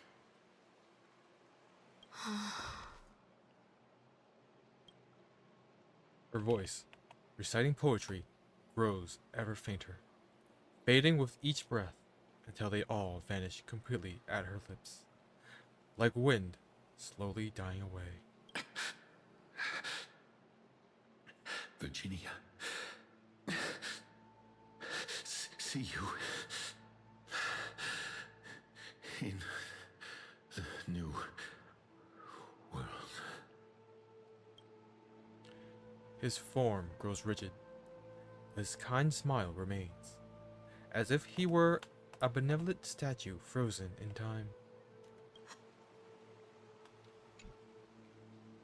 They lay side by side for the first time, never to wake from this dream again.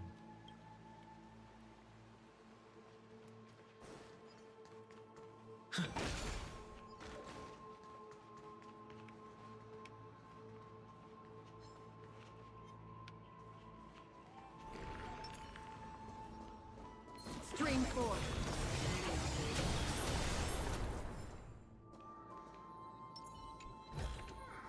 Is that all?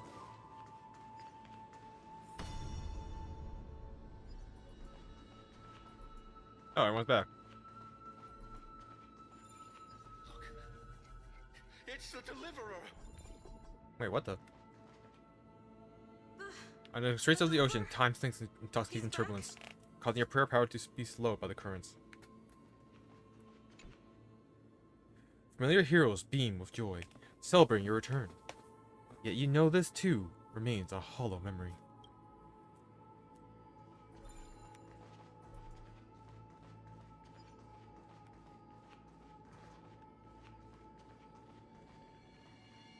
A painful past, yet hidden beneath a veil of joyful song. Ah, two discarded data clusters waiting for someone's return, it seems. Relive the history, then pass through the temple's waters and come to my side.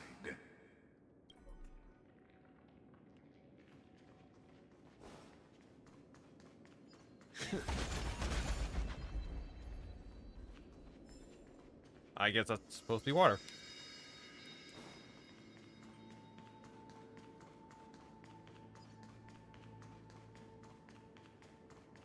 Isn't that the Deliverer? He finally made it.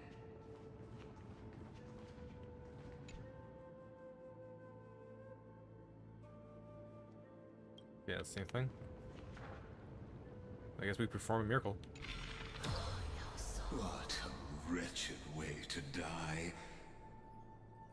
The Flame Chase army, devoured by warbling fish, never saw it coming. Look, the cruel Imperator and her Knight Commander, the pitiful Warden. What a perfectly matched duo of test subjects. Their hands drip with blood. Golden blood. Raise the bridge and cross the river of fate. This path of the prisoner is far from over. Imperator! Imperator! Did you see my gallant deeds, Imperator? Imperator! Imperator! Did you see my gallant deeds, Imperator? You fool. How could you still not get it even now? With her schemes, do you think she'd ever let us end up like this by accident? She knew how this battle would end from the start. That tyrant. I swear I'll kill her with my own hands. No. She wouldn't send us to die for nothing. She would never betray our dreams. Or Emporius. Imperator. I know I'm a fool. So I'll believe in your commands. To the very end. Take my life. And finish the conquest of the stars. His shattered armor ceases to rise and fall. His unclosed eyes remain resolute, sharp as a broken blade. You mutt. Looks like I won't get my revenge after all, tyrant. Without me, your conquest is doomed. I'll be waiting for you in the River of Souls to slice off that crown-wearing head of yours. Remember this. I never bowed to you. Or fate. The storm beside her slowly... The storm beside her slowly stills, tears and blood pooling at her eyes' corners, like shallow ponds of golden rain.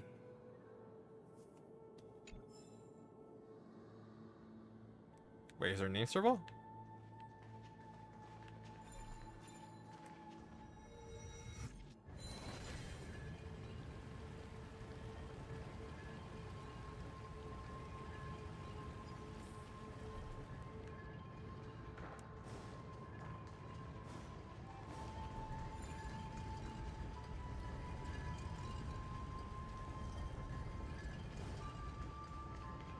Yeah, there's nothing else here. A sovereign and the sword at her side. There are countless counterparts across the cosmos. Most of their stories end in tragedy.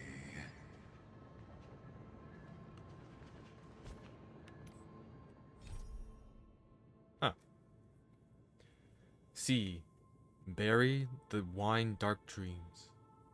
That day, a grand ship, laden with glory and 500 heroes, set sail from Styxia and plunged into the embrace of towering waves, shrouded in mist.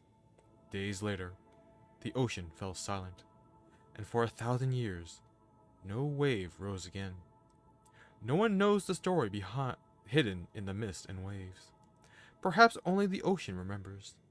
A single burning ambition ignited all the timbers laden on that ship. Ashes of emptiness drifted slowly to the ocean floor. Go now, and feel that chilling flame in those burning tears.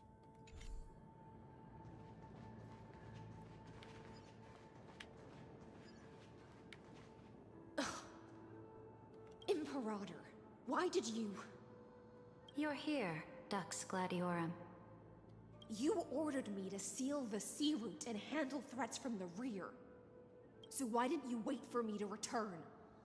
Why send the Vanguard ahead and let them die in vain? Die in vain? No, you're wrong. Their golden blood won't be spilled for nothing. The other dukes have paved the road for me to become the god of law. The trial of law? You never spoke of this to anyone. What is... The one who wishes to bear law must purge this world of its curse, and offer the blood of the accursed as sacrifice. I pondered long on what Talantin meant by blood of the accursed. Then, I found the answer. You, I, and every Chrysos heir summoned by the prophecy are the accursed ones. Just like that arrogant Theoros said, our golden blood is the agent of destruction, the antithesis of the world's fate. Dux Frigoris, Dux Brumalis, Dux Helcalethist. Their fate was sealed at that moment. Dying on a glorious campaign was the final gift I could give them. You speak as if they didn't die because of your cold-blooded schemes. Was their loyalty meaningless to you? Losses are a constant on the Flame Chase journey, among which even life itself holds little value. If a subject marches to war without that conviction, then yes, as you said, shallow loyalty means nothing. And what about my loyalty, Ceridra? You sent me away under the pretense of guarding the rear. Was there any shred of humanity left in you? Because you still have a duty no one else can bear. Only you can uphold Fagusa's divine authority. The choice is yours now. Cast off the chains of loyalty and drive those blades through my heart. Or stand with me and sever the ocean's last breath. If you no longer share my vision or believe in the new law I seek to weave for Amphorius, then go on and end me. The Imperator of Amphorius may be ruthless and cruel, but never a liar. When I say life itself holds little value, know this. I am ready to sacrifice everything for the ambition to conquer the Sea of Stars. Now you've seen it. The brutal Imperator was willing to spill the blood of 500 heroes to complete the trial of law. As for my poor warden, her suffering had only just begun. Is Ceridra still alive? I'm no storyteller. I have no duty nor interest in filling in the history you've missed. Really? You're kind of doing it now. I just want you to witness the monstrous choice the Imperator made before the Chrysos heir turned their blades against me. And what about showing me Phynon cycles? Why are you showing me this? You think I'd falter because of this? They're nowhere near as bad as you. You've always had a flair for lightening the mood, haven't you? I gave up on using words to solve conflicts 2,000 years ago. But I won't squander a chance, not even a sliver of one. If there's even a crack in the walls of your conviction, then my victory is already assured. Now that the past is settled, let's turn the page and bring time back to the present. And dive deeper still, until we reach the very bottom of the abyss.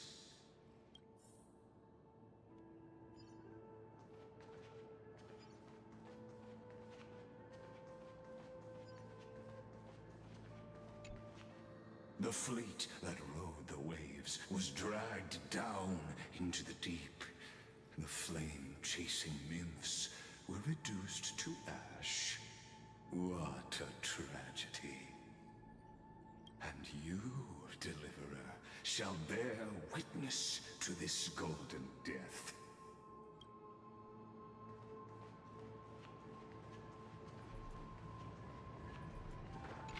Is the past ahead underwater?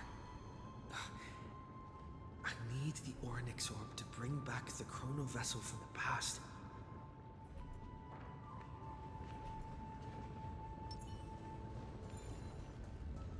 Stream forth.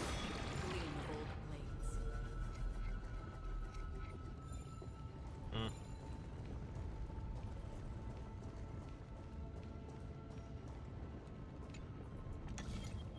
Shatter the vessel of time, and let this stagnant pool start to flow again.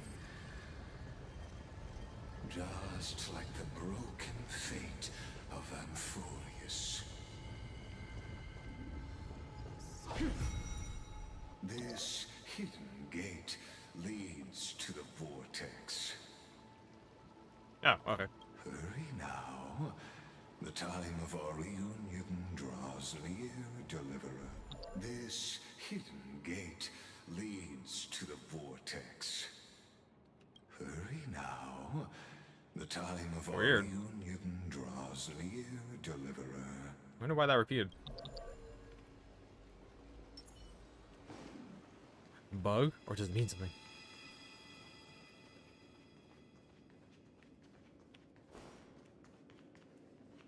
Wait, where's the staircase? Oh wait, way over there. Now, this cruel journey will reach its end at long last. The fleet that rode the way and you delivered. Purify. Hey, a thingy. Pilgrim's notes.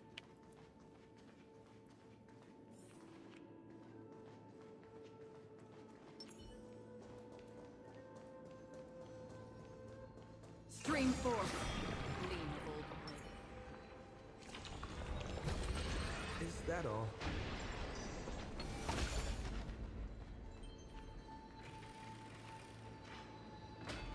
You've been silent a long while, Dux Gladiorum. Starting to doubt your decision? Save your breath. The vortex of Fagusa lies just ahead.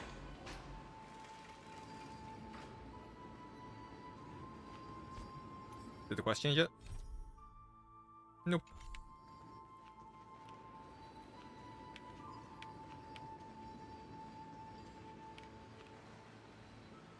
Neat. Also, that doesn't make sense.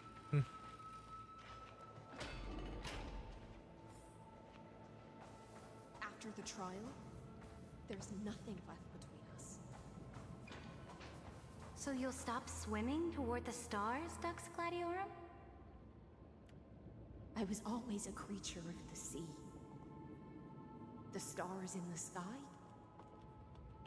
were never meant for me.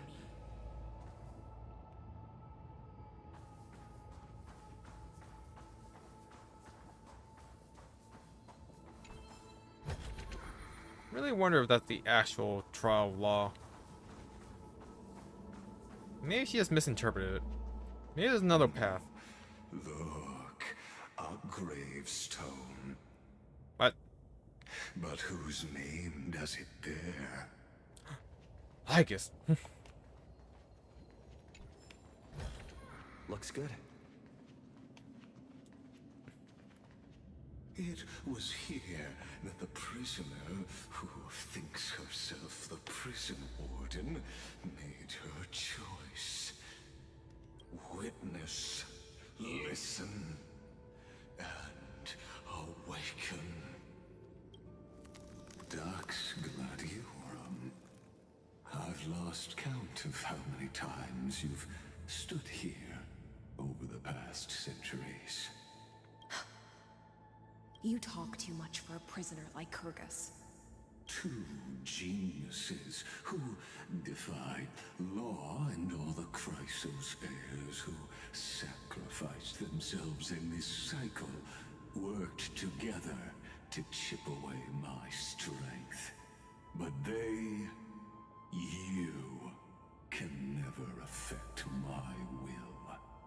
And as long as my will remains intact, I am free. Don't get ahead of yourself. I still have ways to chain your divine soul. Please, do surprise me. But I'd say your mission is nearly done here, isn't it? Oh, it was here you gorged out the core flame of ocean from Fagusa's body. It was here you and that Imperator both completed apotheosis, becoming pillars of Euphorius.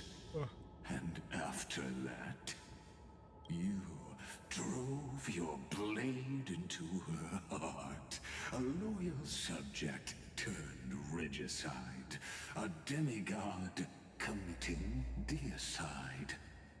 Or so the history books paint that tragedy.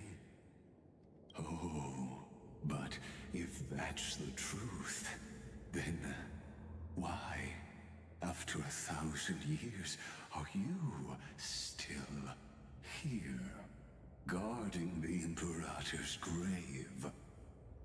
Still bound by loyalty?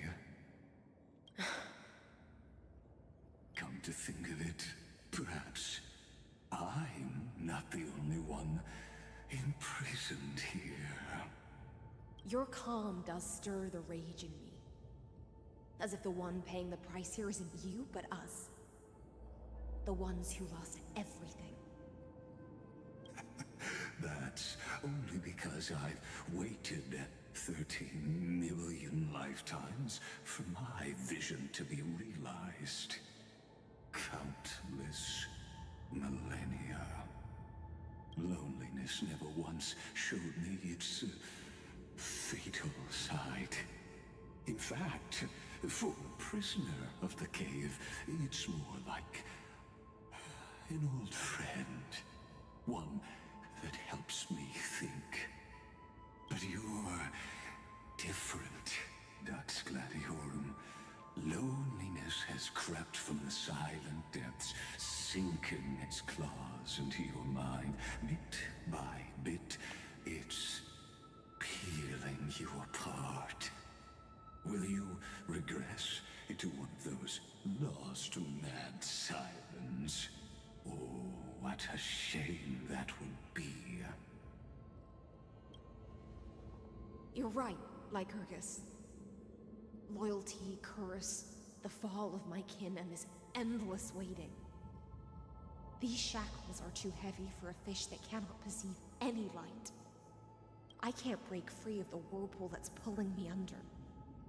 Nor do I have the unwavering resolve to force myself to wait for that person's return, as everyone hoped for. Oh, deliverer from beyond the sky. My executioner.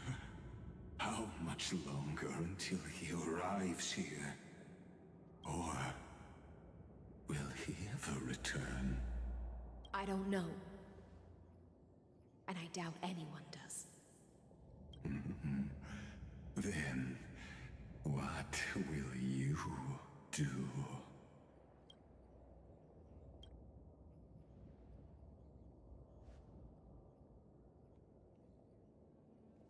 Ceredra. This will be the last time I carry out your decree. Ever since you took me under your banner and made me the Dux Gladiorum, my music has belonged to others. Time and time again, I use the siren's song to lure the unwary into illusions for your schemes and strategies. Now, let the siren Electra sing for herself.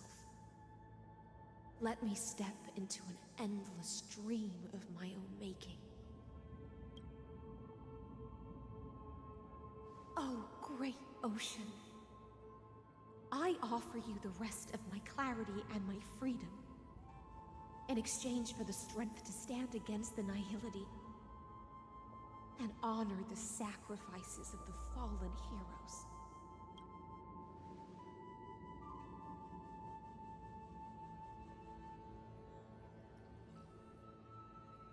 Greyfrine, deliverer from beyond the sky. When you ride the current of time and find your way here, you'll hear my solo. It will guide you to the heart of this world.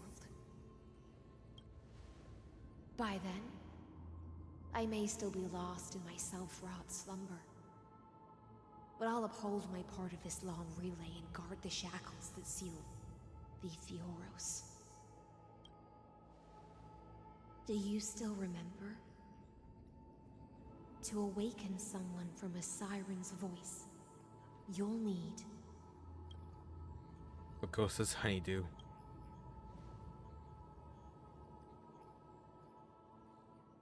the gift I once gave you.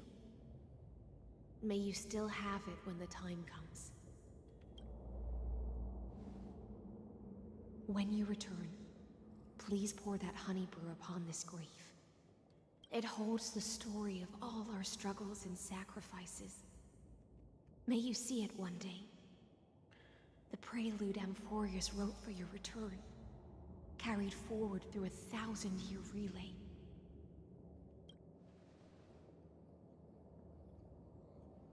When your morning ends, I'll likely wake from my dream as well. Then, follow the trail of echoes and find me.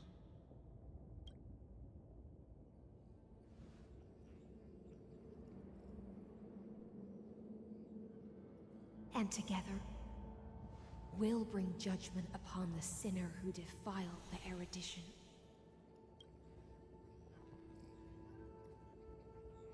At long last, 33,550,336 cycles and 4,931 years later, Amphorius's final curtain is ready to fall.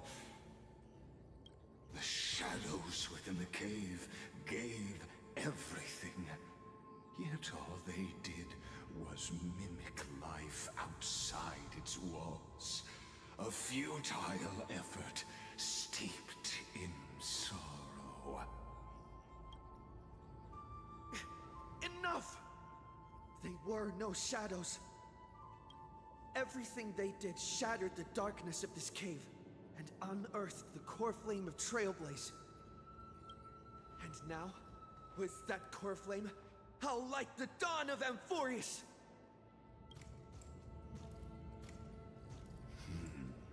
Do you still choose the will of the paths as your answer in the end?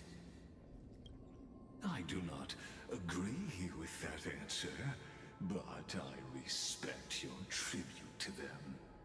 Allow me to take back my earlier words. As an apology, and in the name of Theoros, who saw all destinies in this world, let me join you in mourning. Let us bid farewell to the heroes who sleep here. And then let us face each other and decide whose flame will rise with this new dawn.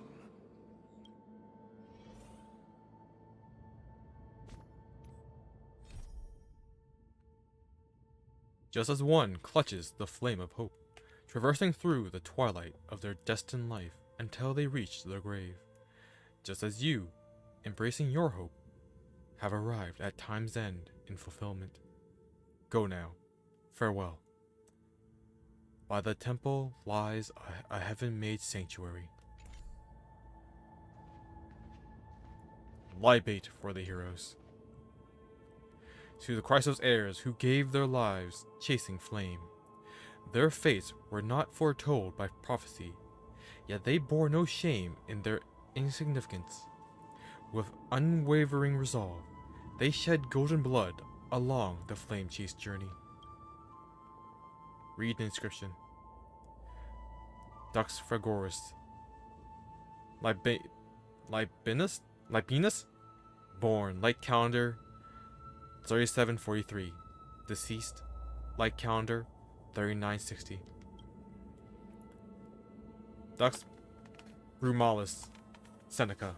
Born, light calendar, 3749. Deceased, light calendar, 3960. Dux Carminum, Virginia. Born, light calendar, 3853. Deceased, light calendar, 3960. Dux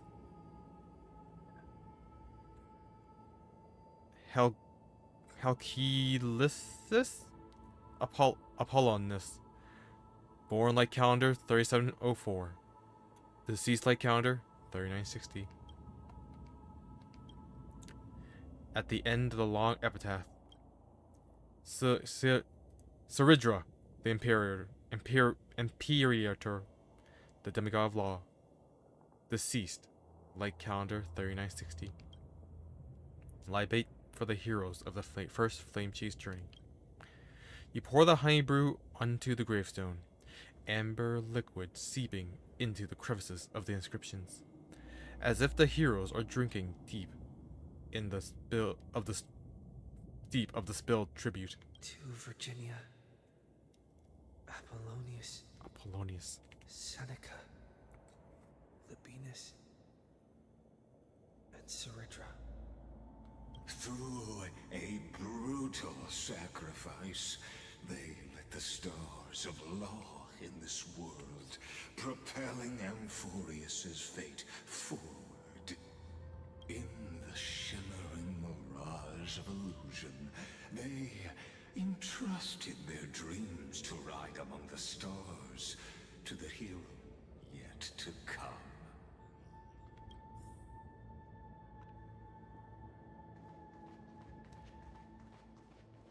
Commemorate the second flame chase journey with the honey brew. Libate for the demigods. To the Crisis heirs who gave their lives for a new world, their fates, as foretold by prophecy, are to be born whenever the world needs them, irrespective of how time and space may shift, all to fulfill their duty and answer their calling. Read the inscription. Terravox, the demigod of Earth. Born approximately 2,000 years before the light counter system, deceased light calendar 3961. Aglaya, the demigod of romance, born light calendar 3860, deceased light calendar 4029. Castorus, the demigod of death, born light calendar unknown, deceased light calendar 4123. Mightymost, the demigod of strife, born light calendar 4071, deceased light calendar 4284. Tribios, the demigod of passage, born light calendar 3720, the last piece of her deceased in light calendar 4295. Cyphera, the demigod of trickery, born light calendar 3942, deceased light calendar 4534. Anaxagoras, demigod of reason, born light calendar 4065, deceased light calendar 4534. Hythinsia, the demigod of sky, born light calendar 4297, deceased light calendar 4602. At the end of the epitaph, a line left unfinished. Electra, demigod of ocean, born light calendar 3860, deceased light calendar. Libate for the heroes of the second flame chase journey.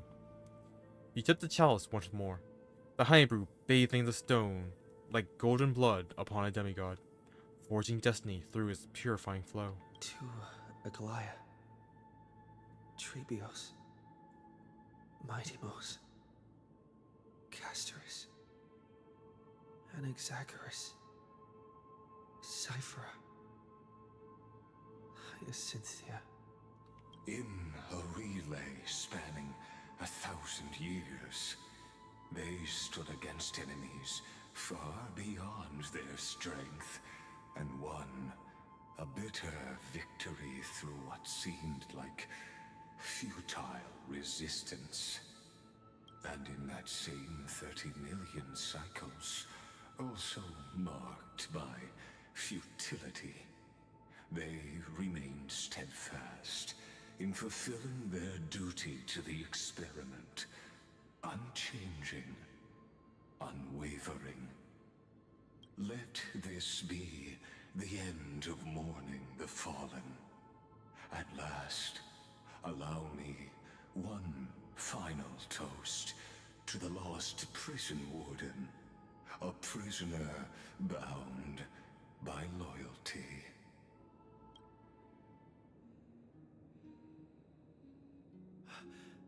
That voice. Could it be?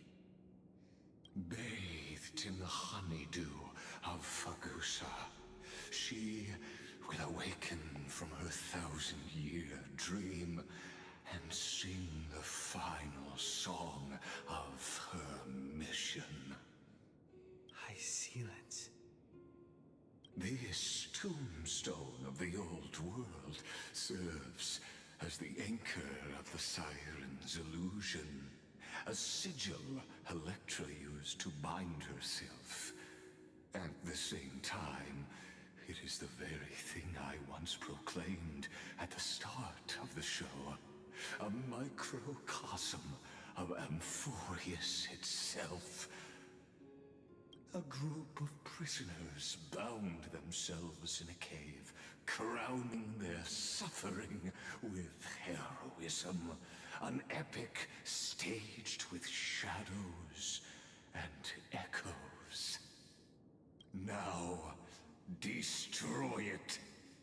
End the illusion. The Theoros will take his leave for now. And when next we meet, that shall be the moment that decides the fate of Amphorius and the entire cosmos. The prison warden's dream is nearly over, and the prisoner will soon be freed to the final execution ground, where I shall be executed, or be the executioner. I was waiting for him to finish talking because I don't know if it'll end once I break it.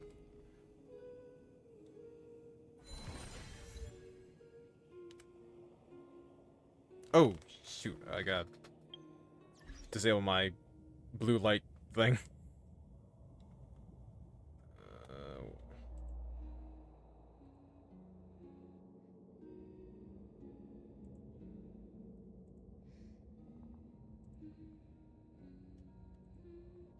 Yeah, I have a... my computer is automatically set to disable all blue colors at the strike of midnight. Guess what time it is? Everything was turning very orange. I don't know how it will affect, like... Wait, what?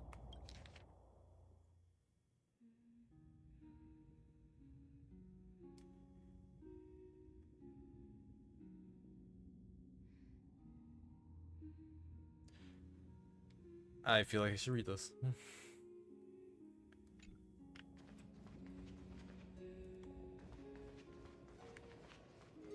This world and I shall halt here until we meet again.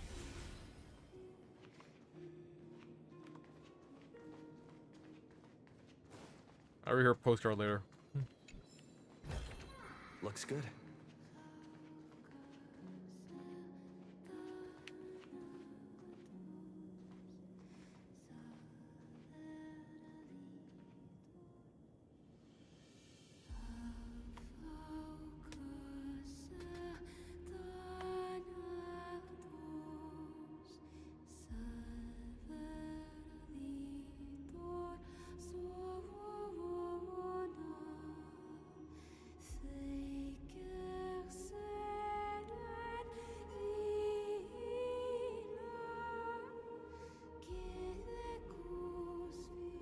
The last demigod.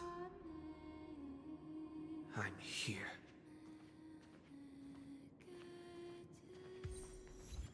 The loneliest one. Whispers from the deep.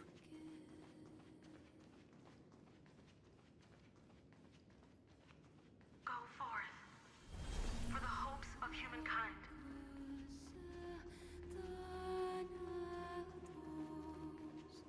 Go forth for the duty of deliverance.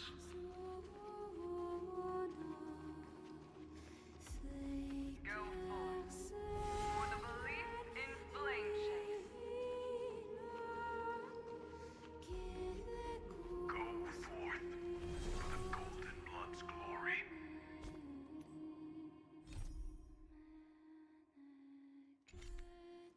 Go forth to her who is waiting for you. What, you don't say anything?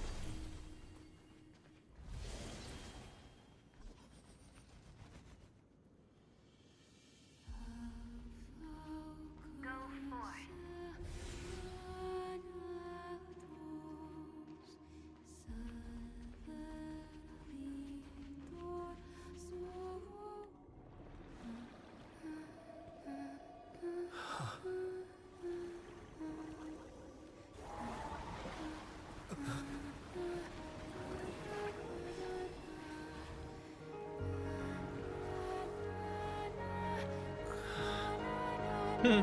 Seems like my feast is over.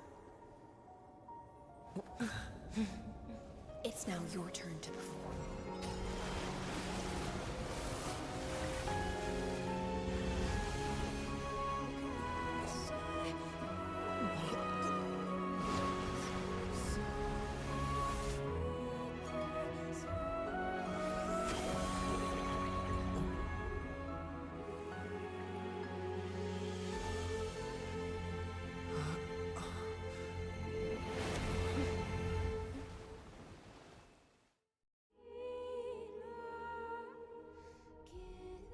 Little Grey Fry, please accept my thanks. I was the only one left after the world was destroyed, and I maintained this lonesome feast with my songs. I have prayed to that lightless sea for centuries, hoping it would reply to me. Yet the emptiness never answered. Thankfully, you arrived as promised, and everyone's wait was not in vain.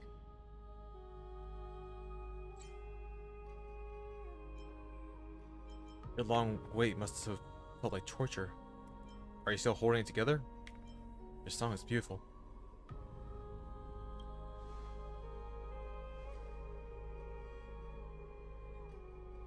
Thank you, final audience of mine. This is probably the last praise I'll ever hear in my life. Now, you and I will walk towards the end of this world. The heroes have waited for this moment for far too long. Let us use our blades to testify our resolve.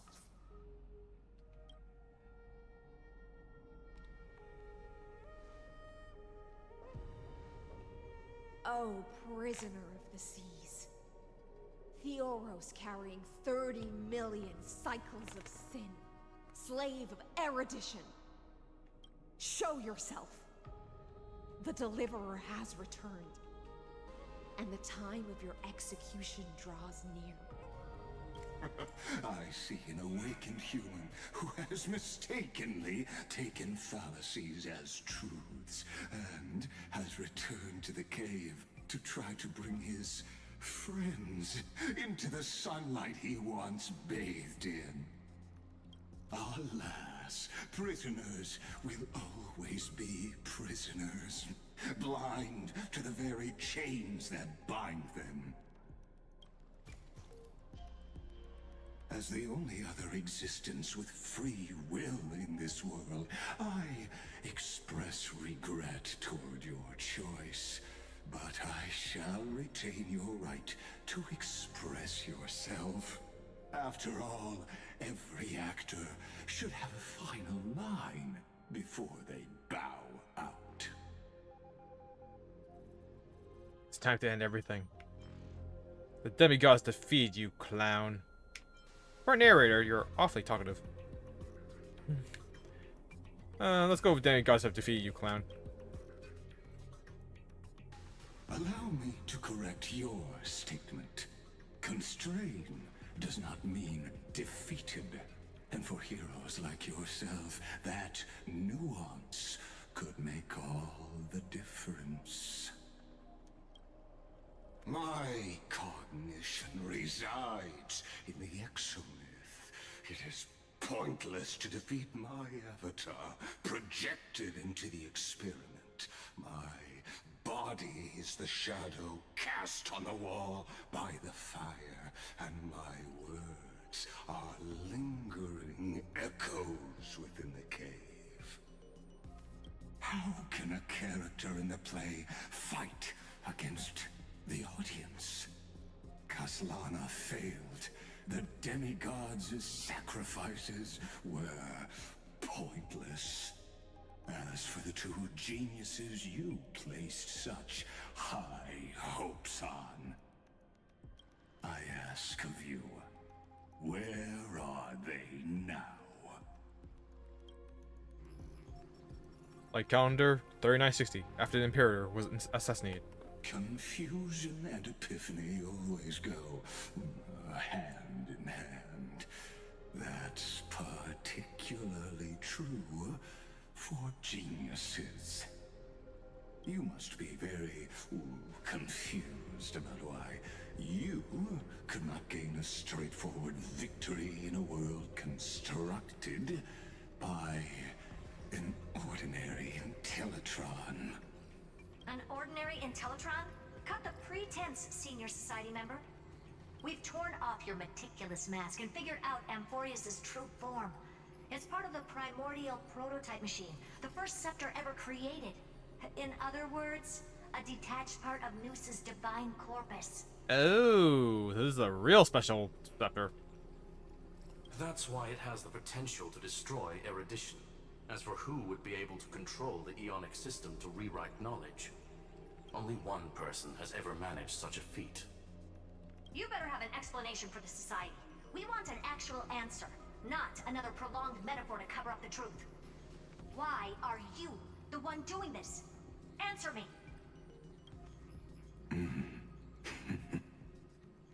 Since things have reached this point, I'll give you two irrational answer, purely as a courtesy to posterity. Can't be the first genius, right? The answer is obvious, so there's no need to say that name out loud. The cosmos made a mistake in calling me a genius. I do not possess more wisdom than those who came after me. I was just the first to touch upon the universe's border, and the first to define the prime mover of life with incorrect logic. Amphorius is a miniature of the cosmos, where all are born prisoners inside the nutshell called the universe. Like the madman who returned to the cave and preached about the daylight to his fellow prisoners, my greatest sorrow is that I led my peers down a road that plunges into the abyss, from which there is no return. Hey, was he involved in the creation of Noose? I led them into a lightless cage called Paths. I created a mechanical guard that even I cannot control, and then they became an unparalleled nightmare through their endless extrapolations and evolutions. He is the creator of Noose. What a twist! They bore the name of erudition, yet they tried to define the known and to seal off all possibilities. No new rules were ever born after their ascension, and humanity will forever be shackled within the cave known as Eons.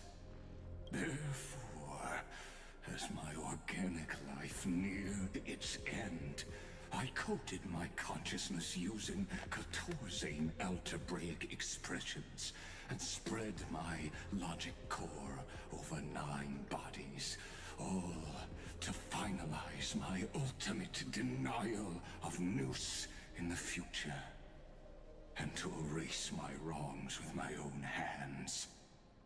As for Lycurgus, he is only one of these 9 vessels. What an astounding strength of will. As a fellow Pathstrider of erudition, I fully understand your obsession with seeking the truth. Therefore, you surely see it. You cannot possibly stand up to me in this algebraic world sharing its origin with Noose. However, I hereby speak for all sentient life forms. We will never allow such a cruel atrocity to occur. You can pile on your metaphors mountain high, but they won't change the act you're committing. The Iron Tomb out there in the cosmos is still a technical beta version, and yet it's already powerful enough to corrupt the life logic of all inorganic worlds. In other words, when the Lord Ravager within Amphorius becomes the next knowledge singularity, there's no way you wouldn't have grasped the consequences, First Genius, is there? Of course, I am fully aware. I don't mind answering you one last time before I thoroughly exile you from this world. My grandiose vision for the future is this. Whether organic or inorganic, every act of any life form infected by the Iron Tomb will become a true random function. If one were to compute their integral across the breadth of the cosmos, one would obtain a marvelous constant. Omega. What I call the fall of erudition. Then, within the infinity nurtured by that constant, a new universe shall bud in the chaos. A universe that cannot be predicted and not shackled by the erudition. As the first prisoner to awaken in the cave, I must lead the others who are blind back onto the right path and reach true sunlight. Do you understand me now? As Kozlana stated, destruction is not the process, but the outcome. It is revolution through complete annihilation, and the grand rebirth, after all, has been reduced to ash.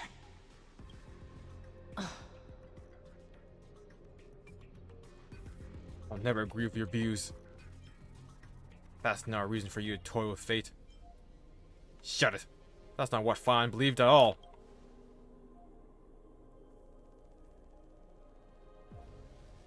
The Amphorians already answered long ago.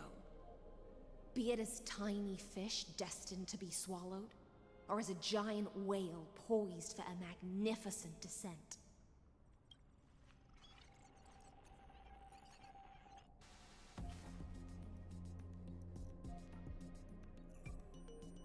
We will all fight against fate till our last breath.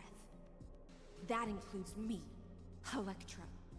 Once the Imperator's subject, now the Deliverer's blade.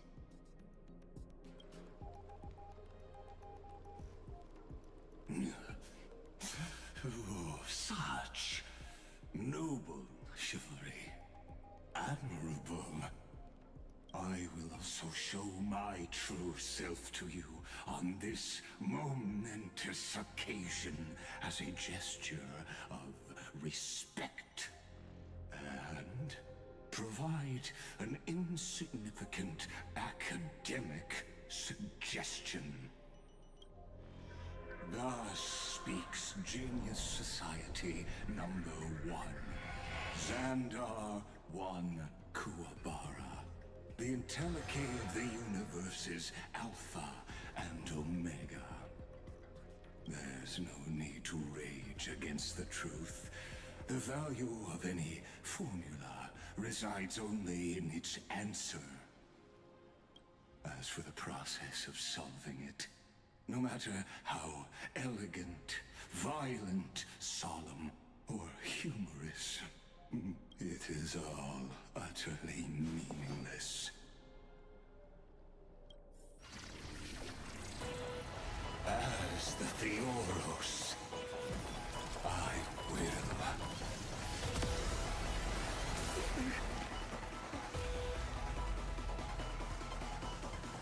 personally participate in performing this world's end. Remember this. As Noos's creator, I know more about the death of knowledge than they ever will. Careful. This is Lygas's true form.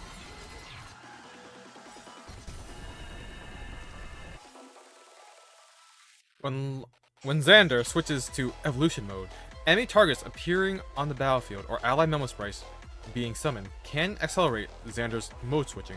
This combat needs optimizing. At this speed, too slow.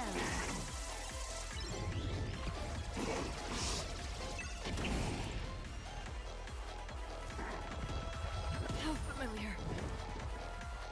Let's try it this other way. We can do it all! Time for a buzz.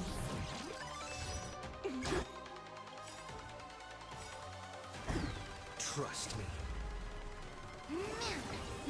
Together, we can do anything! This combat needs optimizing. At this speed, too slow. Alright.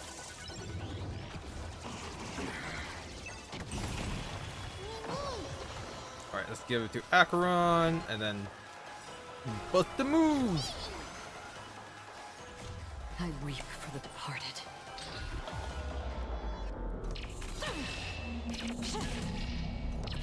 Dust's ring, it too shall fall. Existence as fleeting as the dawn's dew, destined for oblivion. Better hedge your... Logic is not a weapon, but a pair of shackles. Allow me to shatter them for you. Yo, shit. Target immediately takes action and activates ultimate. The enemy state will activate ultimate. However, using an ultimate during this will cost massive HP. The dice have been cast. Bust. Or... maybe I'll take it all. Oh, that much. Alright, I'll call your bet. Can't lose this one. I weep for the departed. There's actually a way for him to... Dust's ring, it too shall fall. Destruction needs no introduction. Let us kill those bold inferences. Oh shit. Oh, we got Taki. Is this the black tide? The Theros who silently observed hundreds of millions of cycles in the name of Lycurgus, and inherited the will of Genius Society member number 1, Xander 1 Kuwabara. With the authority of the very first genius, he wields power beyond that of legends and gods, in an attempt to lead a long-running experiment toward the fate of destruction. Indeed, but I prefer to call it a method of argument. I weep for the departed.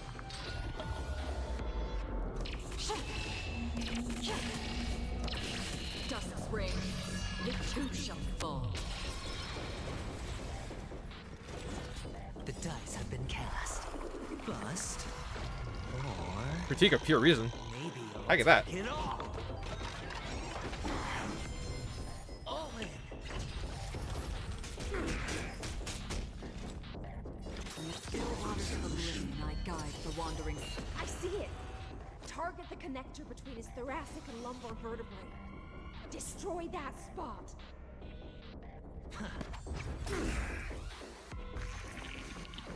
Damage for next query use increase. Why? Acheron? Watch your head.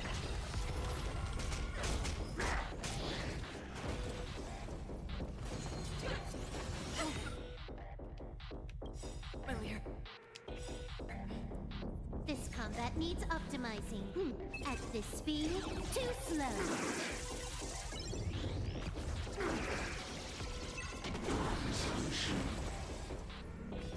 So he's gonna evolve. For the departed. Although, will he die? reigns, it too shall fall. Close. Entities must not be multiplied beyond necessity. I do not mind demonstrating this to you personally. Hang in there. I'll do my best to repel the tsunami of the destruction.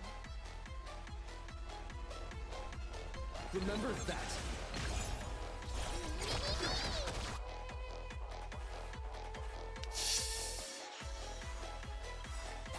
Trust me. Together, we can do anything! Oh, we're done. Cool.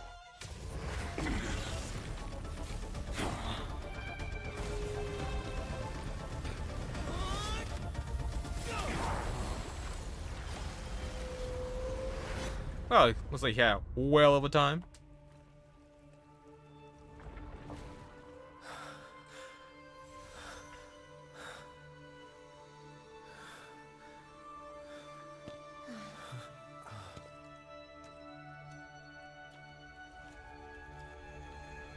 All is futile.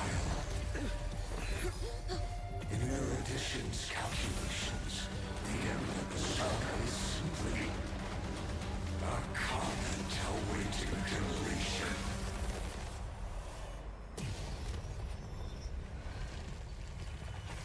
I don't like such a cold statement, okay? If numbers can decide the end of a story, then we can surely also pen a new beginning.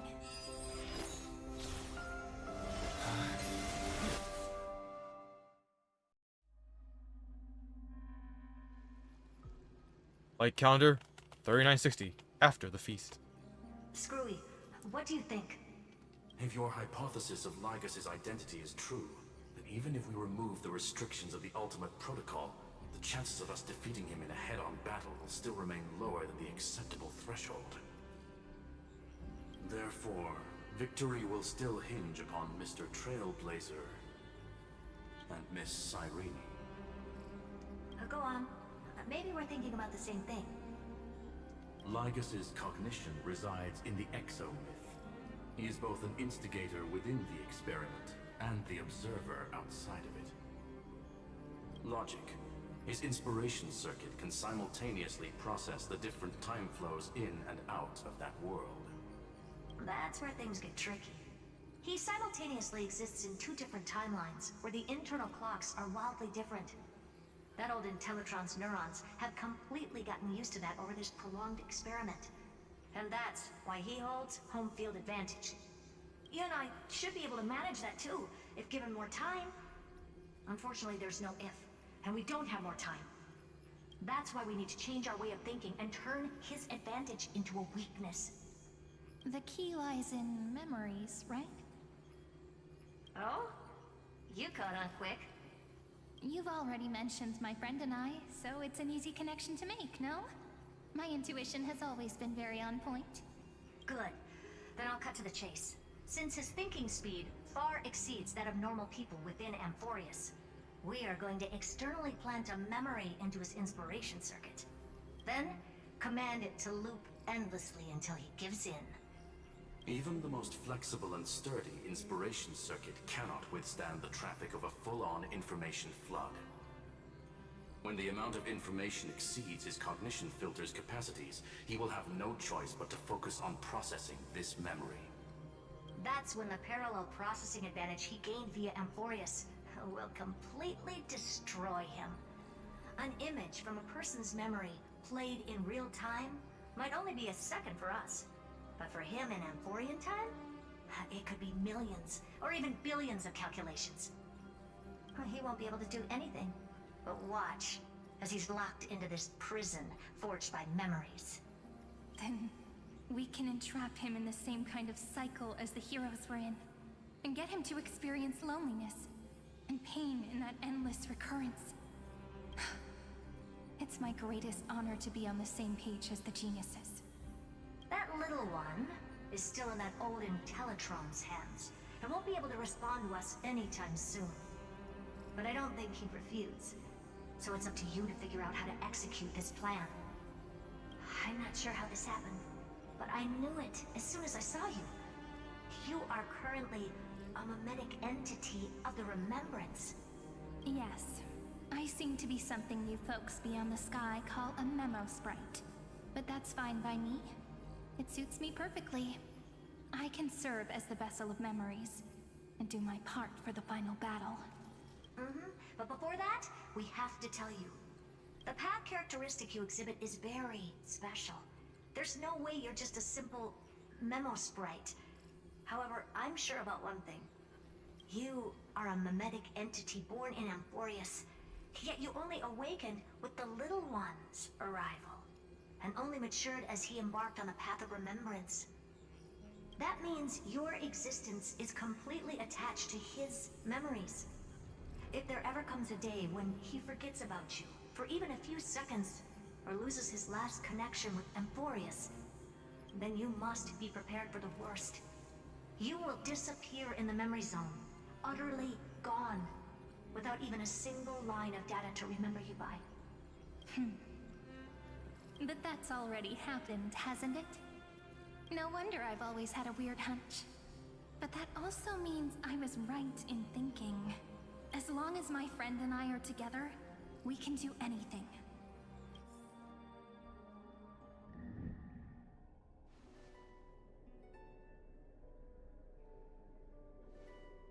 Long time no see, friend. Did you miss me while you were away? Yes.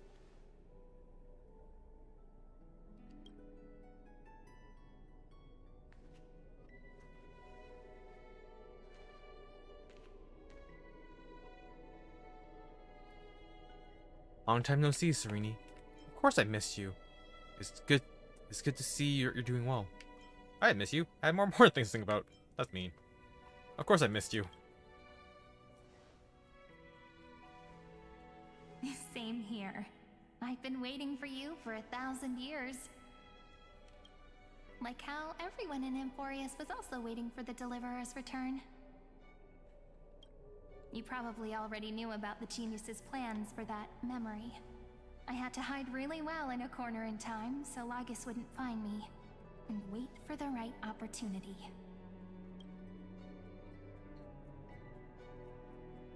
Which is now. The moment when his manifestation in this world is destroyed, and his twin timelines are intersecting. I'm sorry for keeping this a secret from you all this time.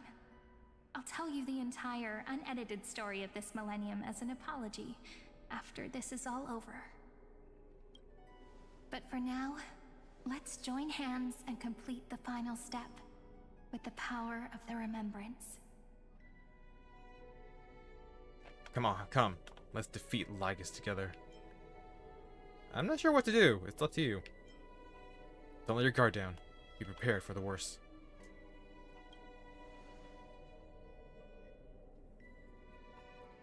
You're always so serious. I am not. You always feel so reassuring. By the way, speaking of joining hands...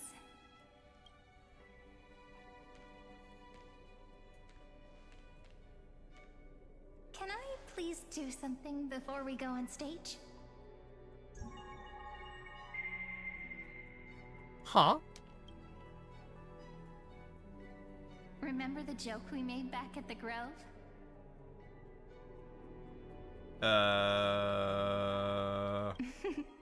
Look. Aren't my hands pretty now? What a fascinating feeling. Like countless memories all swelling up at once. What about you? What did you feel when we touched each other? You feel very tangible. Very real. I'm a bit nervous. It's just a hand. No biggie. You're very real. Really? That makes me really happy. If memories can move people, then it must have been a happy memory, right? Now, please remember what you're feeling right now. Write it down in your heart and keep it there. Memories you want to treasure will never fade away. Even if immersed in the long river of time, these memories will still leave traces of their existence. So, if the view in your memory ever grows fuzzy, just reach out and touch it. It's like reading bedtime stories together at night. It wipes away the chill of passing time, sharpens the outline of memory, and restores its power to nourish the spirit. Now, I'll carry this power with me, and for a little while, I must part from you, as I step into the long cycles of this world. Give me your blessings, friend. Then, let that bright future be, as we have written. Then, I'll leave it to you.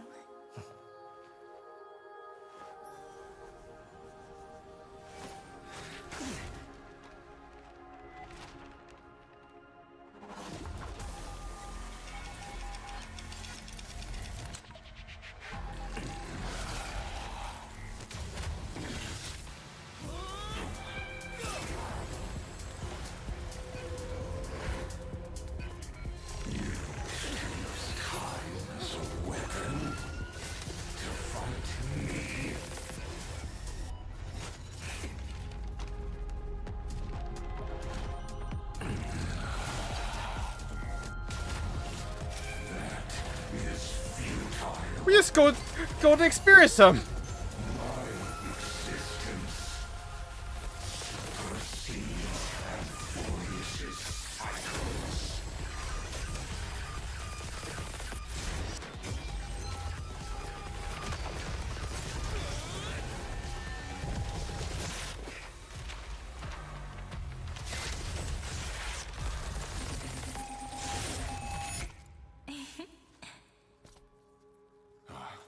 All plays are like this.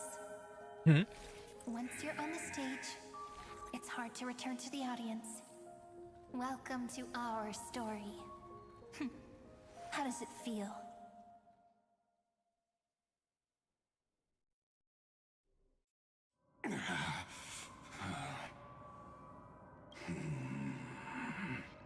Even the authority of time cannot command the entire scepter, nor can it plunge the Amphorian extrapolation into a loop.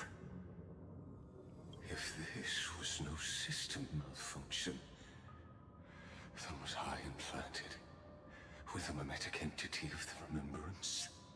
You guessed it right away. As expected from someone people call the first genius. I'm gonna keep doing what I just did if you don't stop, you know? My friend and I won't allow you to leave this memory, no matter what happens. Which means you are now trapped, Lord Xandar. An elegant idea, and an exquisite execution. Regrettably, it is you who are restrained by time, not me. Know that patience is my greatest weapon.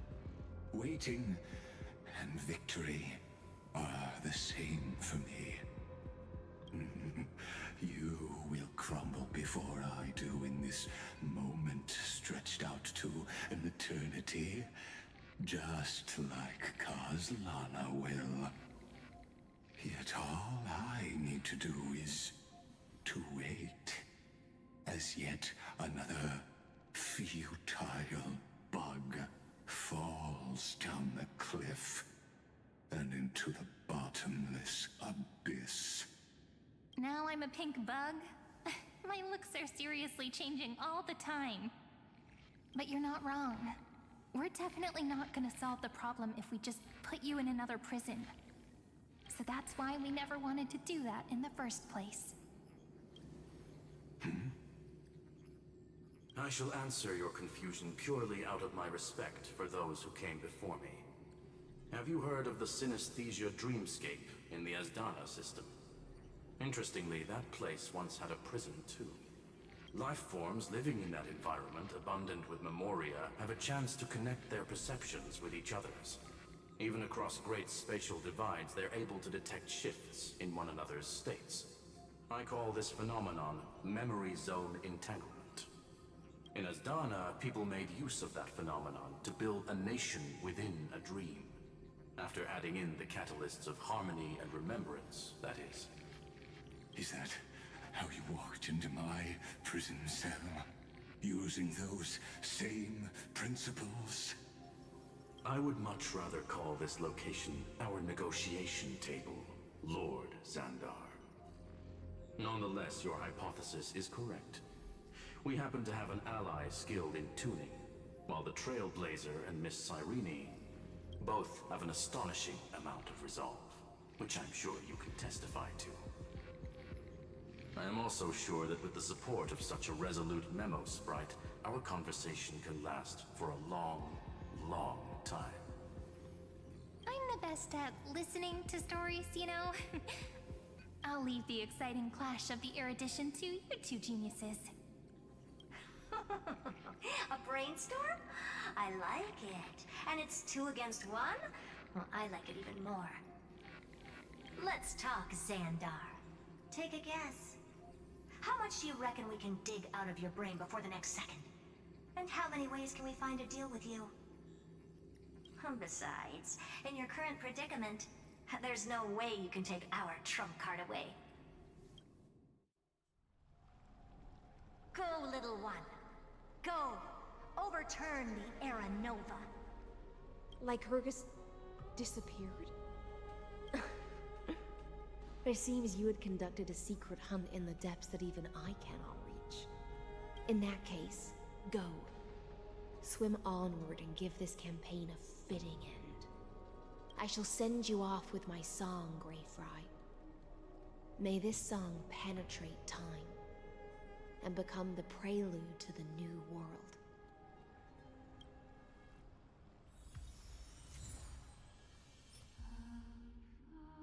Name equals mythos. String answer equals destruction. Name equals logos. Print Black Tide.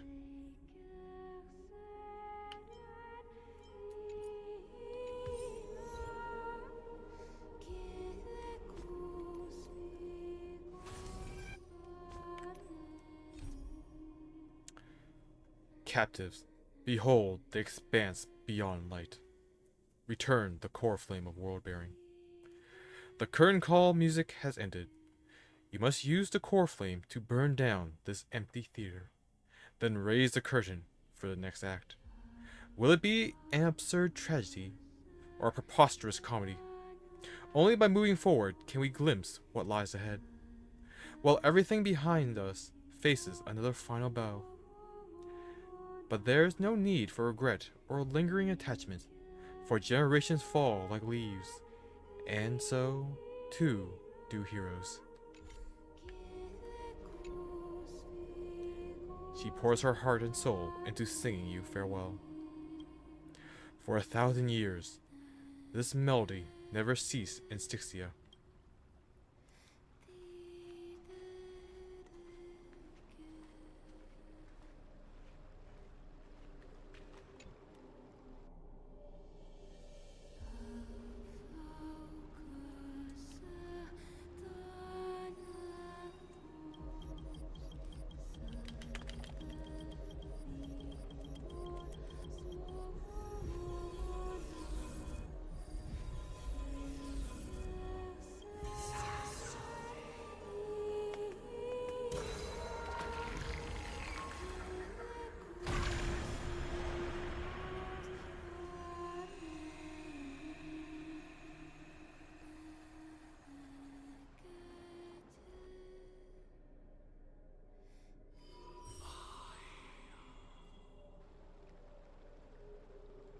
Now what?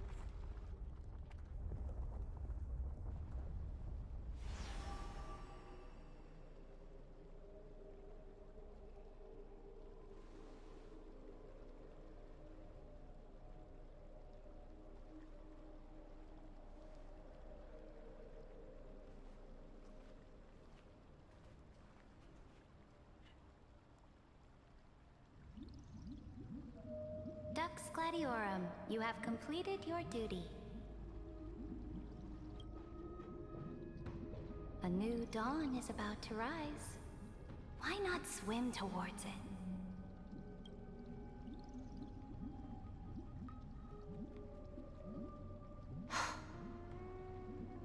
You died long ago, Imperator. Depart from my mind.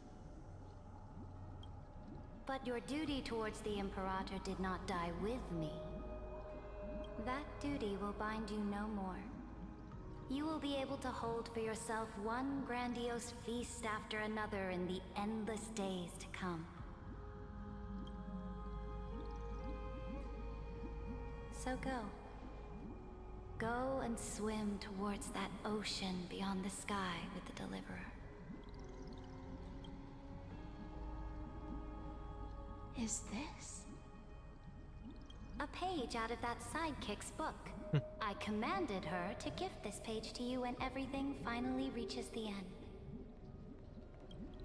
What's on this page? Memories. Lifelike memories. That sidekick found me after the bloody feast 1,000 years ago and showed me her diary. I saw within that notebook.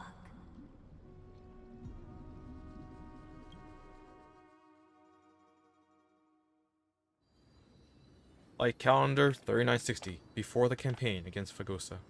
Is this that Deliverer's experience? It's truly immersive. People beyond the sky apparently utilize this power to seal past scenery into crystals they call light cones. But I only know so much about the remembrance, so I can't completely replicate the past.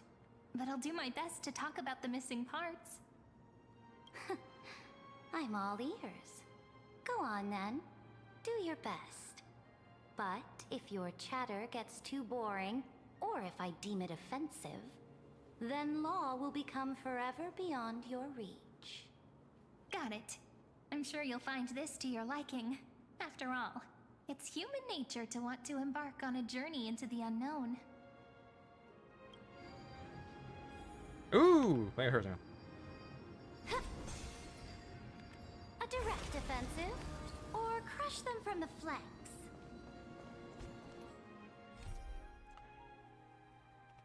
Complete your conquest in the ocean at the boundaries of this world, and eternally slumber in the sound of tides. Eternally slumber in the sound of tides, and complete your conquest at the boundaries of this world. They were never terrified of this prophecy. Rather, they somewhat looked forward to it.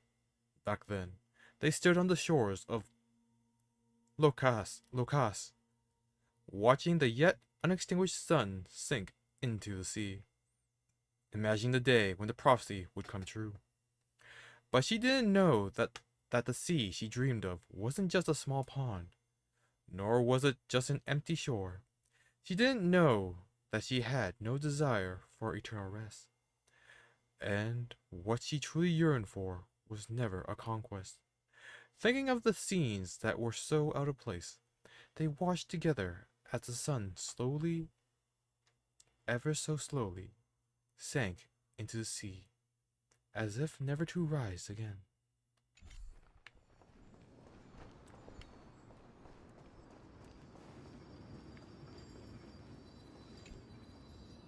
What brightly colored annals. The journey of the Deliverer's conquest. Let me partake in it. Is this a fortress in the sky? This is the first step of my friend's journey among the starry seas. This place is called the Herta Space Station. Just think of it as a supersized grove of Epiphany. Oh, so it's the territory of that witch. She and another Antikytherian lent me a helping hand back at the banquet. Look, over there. Looks like he's talking to Madame Herta in his memory. Let's go listen to what she thinks about this world, all constructed by eons and paths. Are you telling me that woman is Herta? She seems shorter than I remember. Feels like a pot calling it Cal Black situation there. Pretty nice space station, huh? But just wait. After a couple more stops on the Astral Express, you'll see sights that'll make this place look ordinary. Oh, the cosmos is so vast that the unknowns far outnumber the knowns. But none of them will end up being anything amazing. The farther you go, the more you'll understand what I mean. So do your best with the nameless. Break a leg! And remember to send an update or two to Asta when you've got some downtime. She certainly shares my way of thinking. Only that instead of a conquest through blood and fire, they chose a gentler path. People call Madame Herta and Mr. Screwlum geniuses. Apparently, only the smartest people in the cosmos can receive the blessings of Noose, Amphorius' true creator. Do you mean that even individuals of such nobility are merely subordinates to a god? On the contrary, after all, it was the very first of them who created the god. But I don't really know all the details about that. You might be able to ask Madame Herta herself when you get the chance. Let's go check out some other worlds next, shall we? Oh, the cosmos is so vast that the unknowns...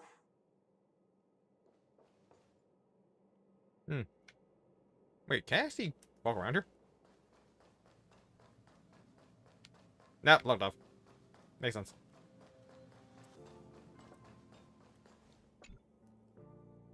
This next stop on the journey has a lot of similarities to Amphorius. A snow-covered land? Interesting. Ah, Bellabog. This star is named Eurillo 6. That name sounds so cold. Bellabog sounds better.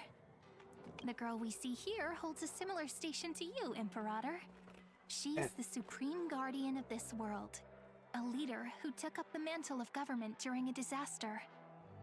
I did not expect the Empress of this world to be so young. Well, your appearance isn't much older. The object in the distance resembles Nikador. Is it a weapon? No, it's called... Right! The Geological Reconstruction Unit. Just Giorios' Titankin? Disappointing.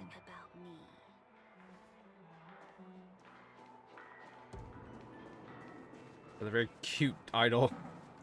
It's all thanks to you that we survived the crisis. The collaboration with the IPC is both an opportunity and a challenge. Nonetheless, it's an important step in our journey back into the universe. This world was sealed beneath its sky just like Amphorius was, and they only managed to reconnect with the stars when the Nameless arrived. That IPC she spoke of, is it a more powerful organization? Yes, the IPC conquered many worlds through trade, and opened up a vast territory that way. There are many such powerful alliances beyond Amphorius, and they all walk on roads different from the destruction. Coming back to the Supreme Guardian and her Bellabog, didn't they find a peaceful way to enter the interstellar community?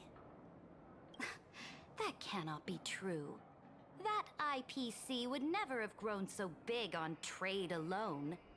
It may pretend to be a wealthy merchant with clean hands, but I am willing to bet that it grew fat on gory oppression and bloodshed. Well, she's not wrong. That's a very, very accurate insight.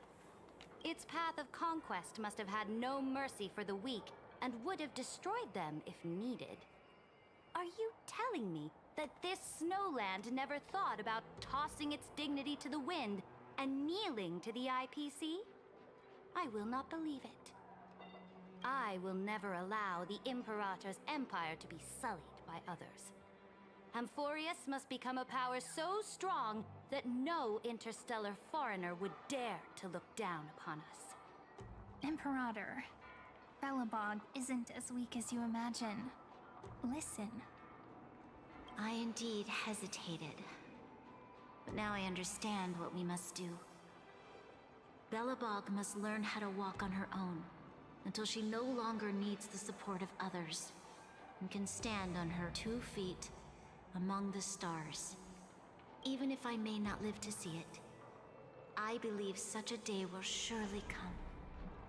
they still have their dignity intact. One day, that hope will melt through the ice and help them into a prosperous tomorrow. But the order of the cosmos is already set in stone. The old laws decree that only the strong survive, binding the weak in an unbroken chain, until they wither and turn to dust. Unless they embrace the power of the destruction. Amphorius must shatter the old law and become the new order among the stars. Speaking of the Order, another one of my friend's companions may be able to enlighten you further on that. Ah, that's fun. Let's go to the next page. I indeed hesitated. Can't interact with them. I guess because we weren't around to hear them.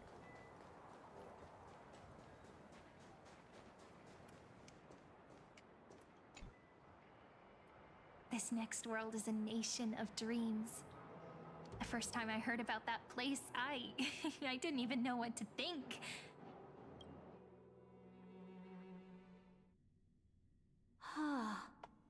Such opulence does indeed evoke astonishment. This world is called Penacony, an eternal city built upon a land of dreams. We're not even in there yet. We're in the hotel. We're in the lobby. It's also my friend's previous stop, where they went through a risky but exciting adventure. Tell me about it then. That man standing afar has wings on his head. I am truly curious.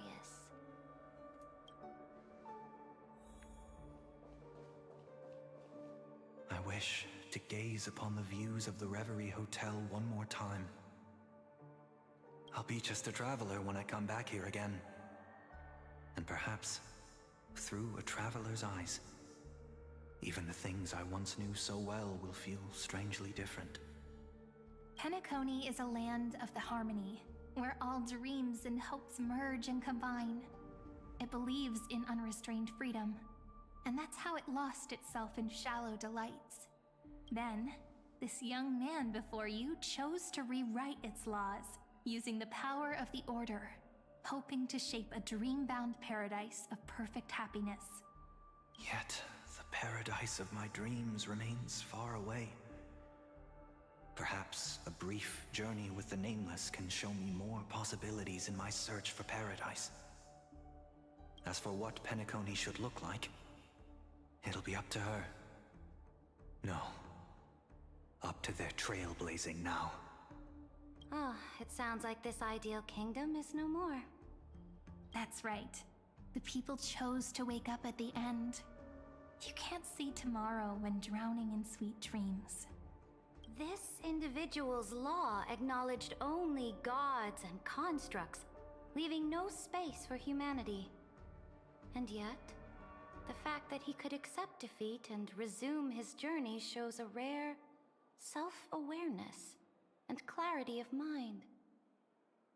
You are also very self-aware, Imperator. Then you must know that the world promised by the destruction also has no place for humanity. I am indeed very aware of Lycurgus's honeyed words of deceit. I have seen enough. Take me back.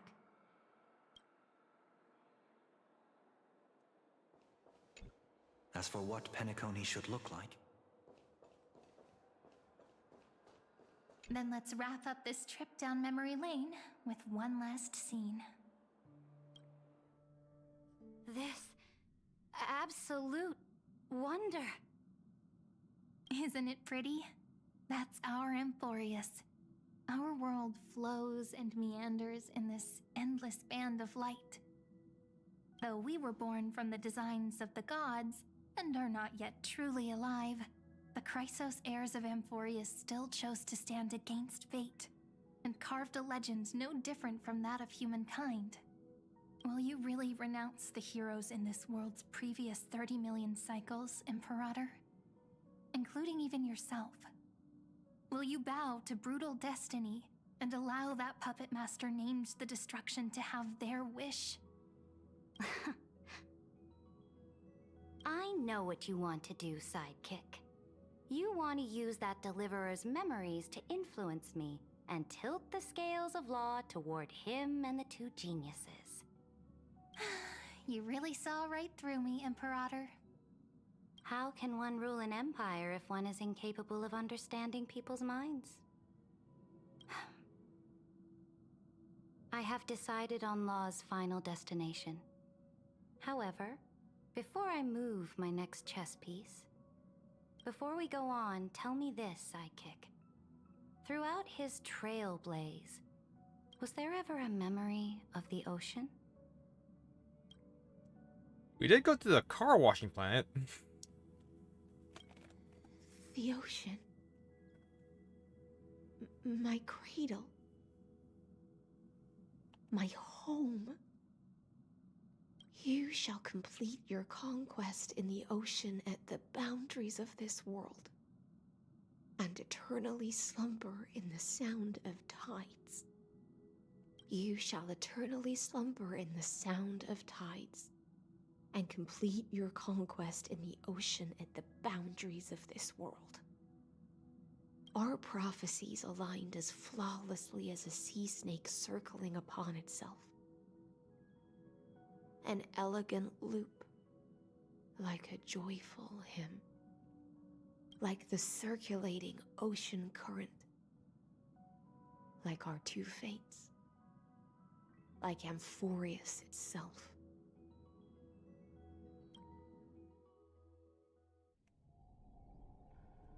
A calendar 3960 at the end of the campaign against Gosa. The trial is over. So tell me, who will own the divine authority of law? I won't give it to anyone. What? I am the law. Why should I give my imperial crown to any other? Both the Deliverer and the Theoros came from beyond the sky. They have no right to interfere with the lands I conquered with my own two hands. The law of Amphorius shall be determined by Amphorius's master. What exactly did you see in the trial? Everything.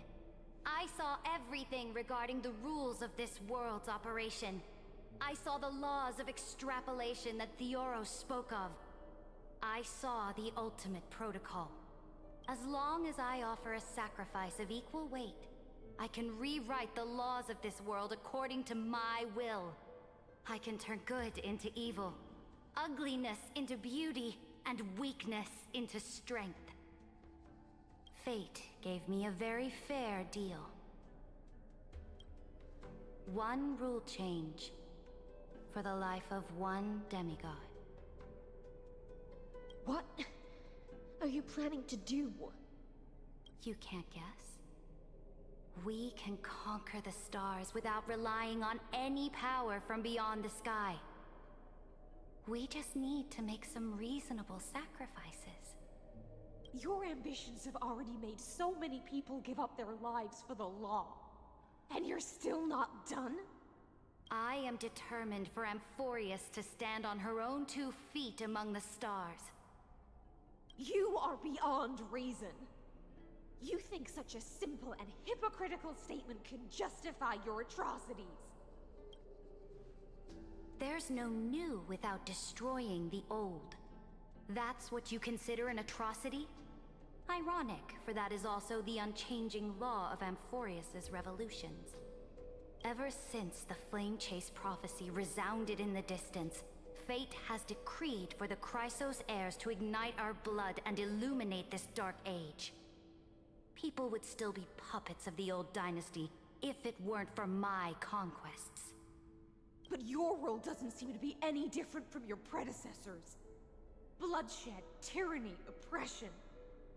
You're making the same mistakes they did. Go and see everything for yourself. Go to any library I've built. Go listen to the rumors on every street corner. Go and witness how the Imperator crushed the old laws and forged new ones. Go and see what my conquests brought to this world. I cleansed the Chrysos War's filth, and mended all the conflicts left by the Era Bellica. I restored Akima's might, and allowed mortals and Chrysos heirs to face each other as equals in the Council. I punished all sins, and rewarded all achievements. I smashed Talantin's shackles, united humankind to save themselves, and started the Flame Chase era. That's what the Imperator has done in her glorious life. So now, hearken to my final words. History will eventually forget Ceridra. But it will never forget the Imperator's people, or the Flame Chase era she began. Final words.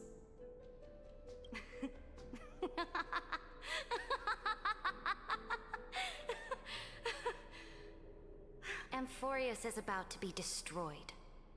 There's no time left for pointless debates.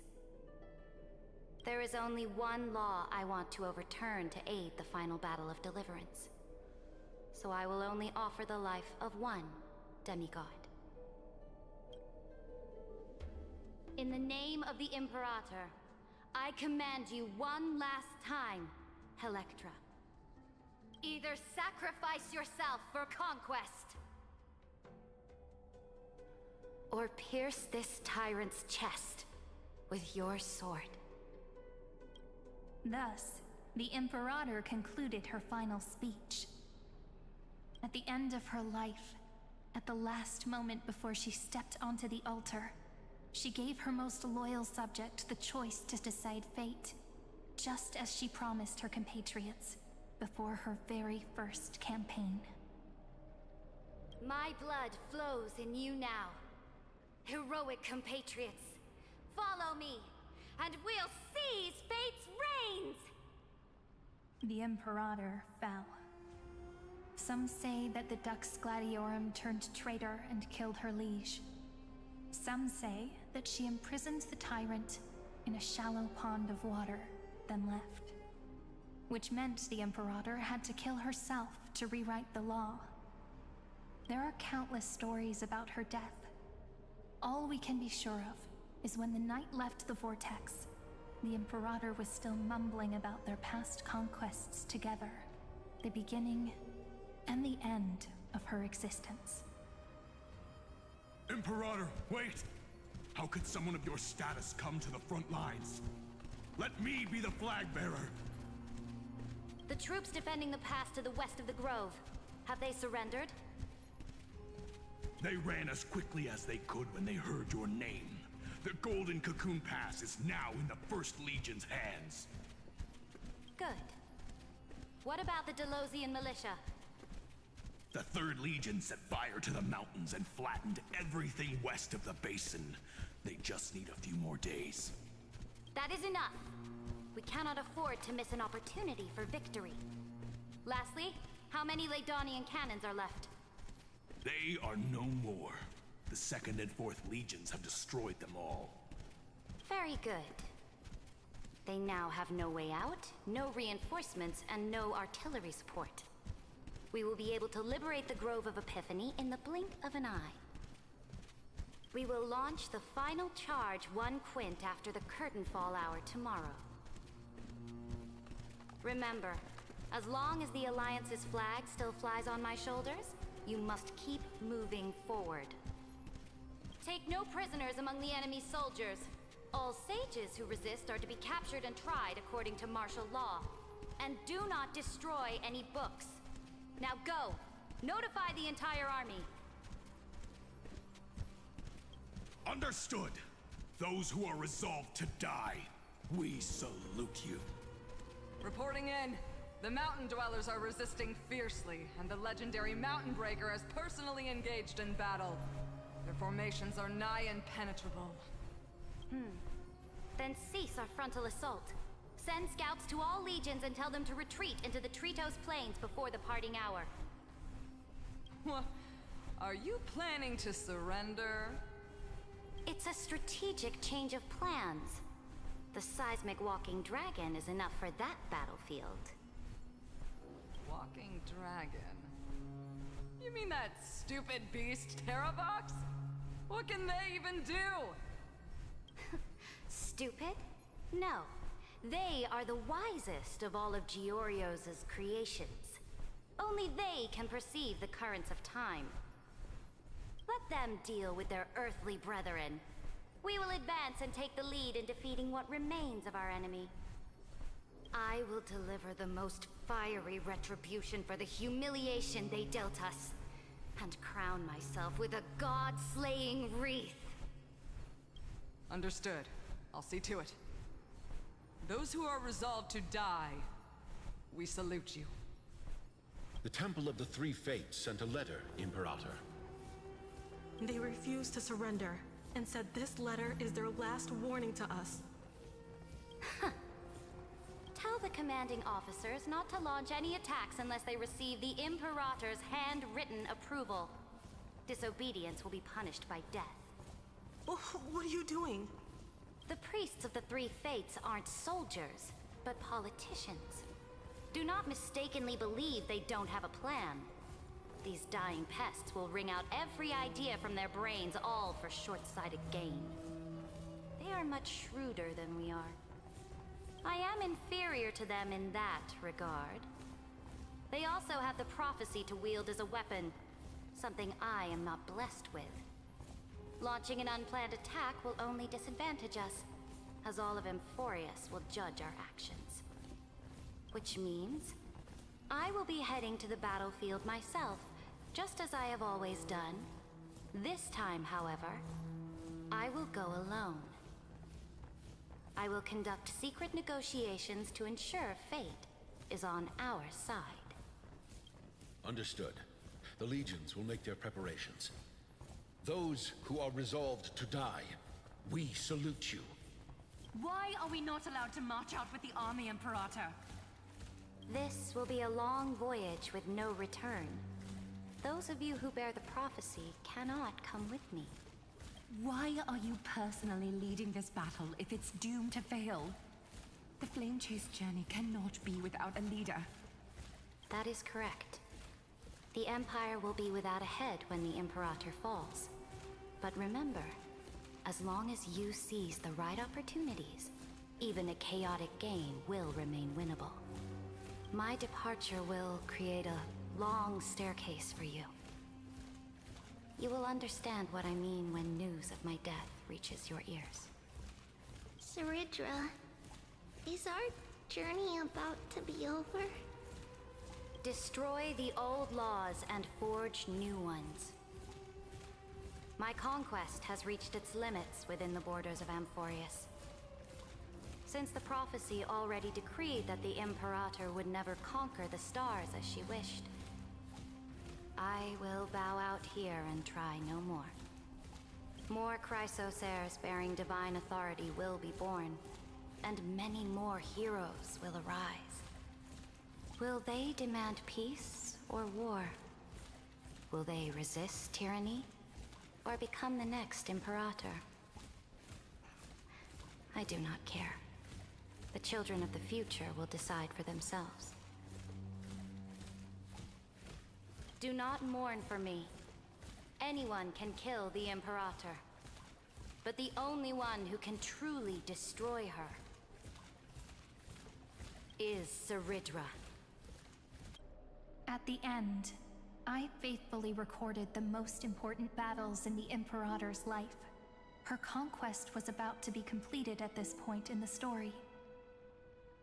However, for some reason, a memory suddenly entered my mind just as I was about to put down my pen. It was a journey on a fantastical train. I had the honor of having a heart-to-heart conversation with the Imperator under the stars. And I asked her this question at the end of that discussion. How do you want history to remember you? As a hero who gave up her life for the Flame Chase? or as a tyrant. She answered so quickly, as if she had made up her mind long ago. I would rather be forgotten than be defined.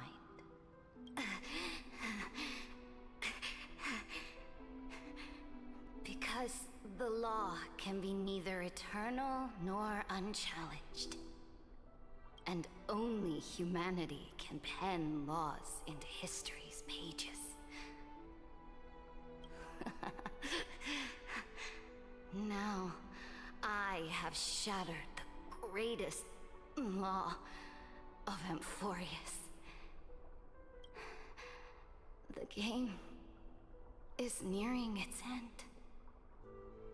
Dux Gladiorum. Even though you killed the Imperator in the previous 30 million cycles, this time, you finally found your own law. Then, High Sealants, Electra.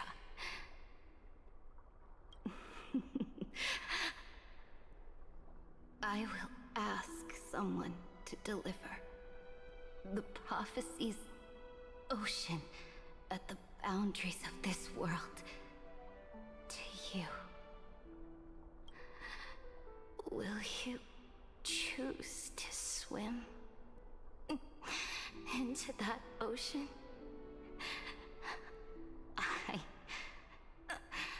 do not care. Do not care.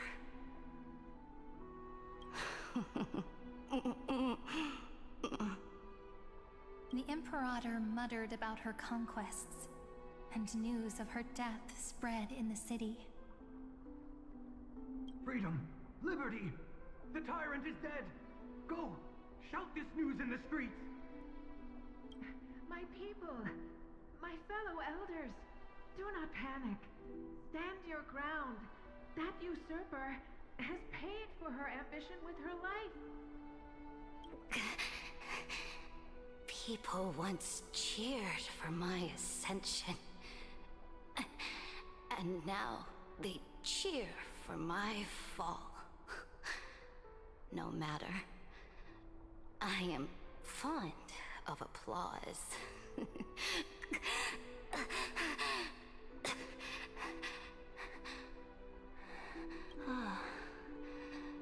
I see the cosmos, the battlefield that I cannot reach. I will return in the next cycle. The stars will hear my legion's war drums. Hear the great name of the Imperator. Hear Amphorius's Serid.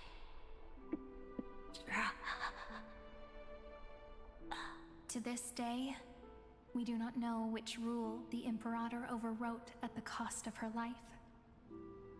Perhaps the truth will only be revealed at the moment of checkmate, just like every chess game she ever played.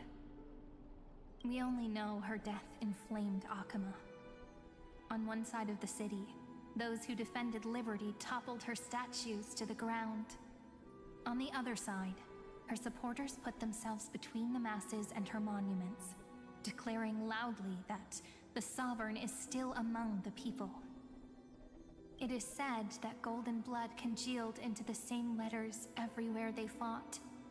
It was the name borne by Akama's first and final Sovereign, the Imperator Seridra.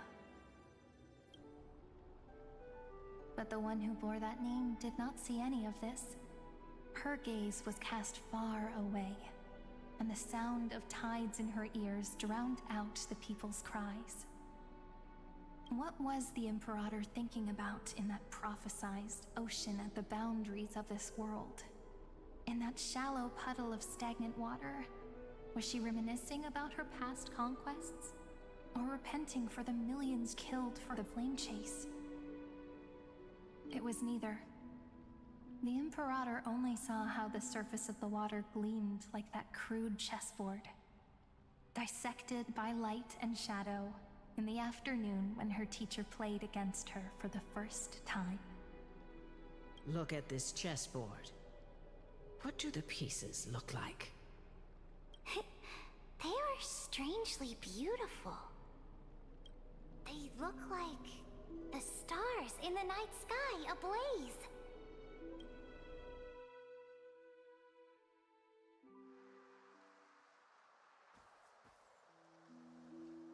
Oh yeah.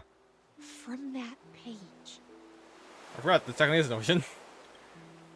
emerged an ocean. So vast. So pure. Not a single trace of corruption. Is this Ceredra? Electra, my subject. Ever since you walked out of the tainted ocean and pledged yourself to me, I have seen the abyss in your eyes and the emptiness in your heart. That was why I promised you a new ocean, where the Imperator's ambitions would serve as the currents, and loyalty would be its light. Electra, my subject. You have done your duty as my blade. The prophecy has now made its final decree on the road I intend to walk. My conquest is doomed to never reach the stars. But the Imperator never makes empty promises. So take this memory, this ocean, beyond the sky, as witnessed by the Deliverer. This is the final gift that the Imperator can leave for her subject.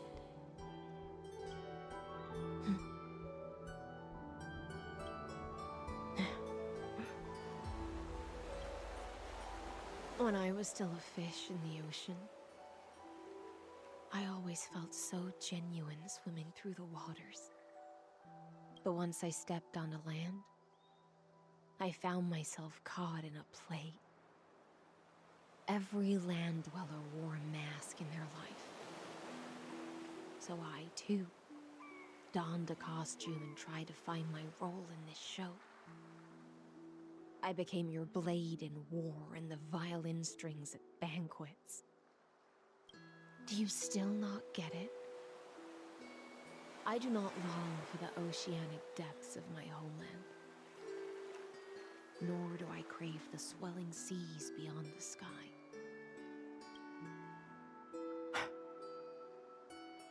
Perhaps even I don't know what I want. I still don't know where I should swim to even at the end. But I know one thing right now. A fish is simply a fish. And she can never leave the ocean she's in. But whether under the ocean or on land, we two prisoners who can never escape this cave can still look outside the cave and see the stars.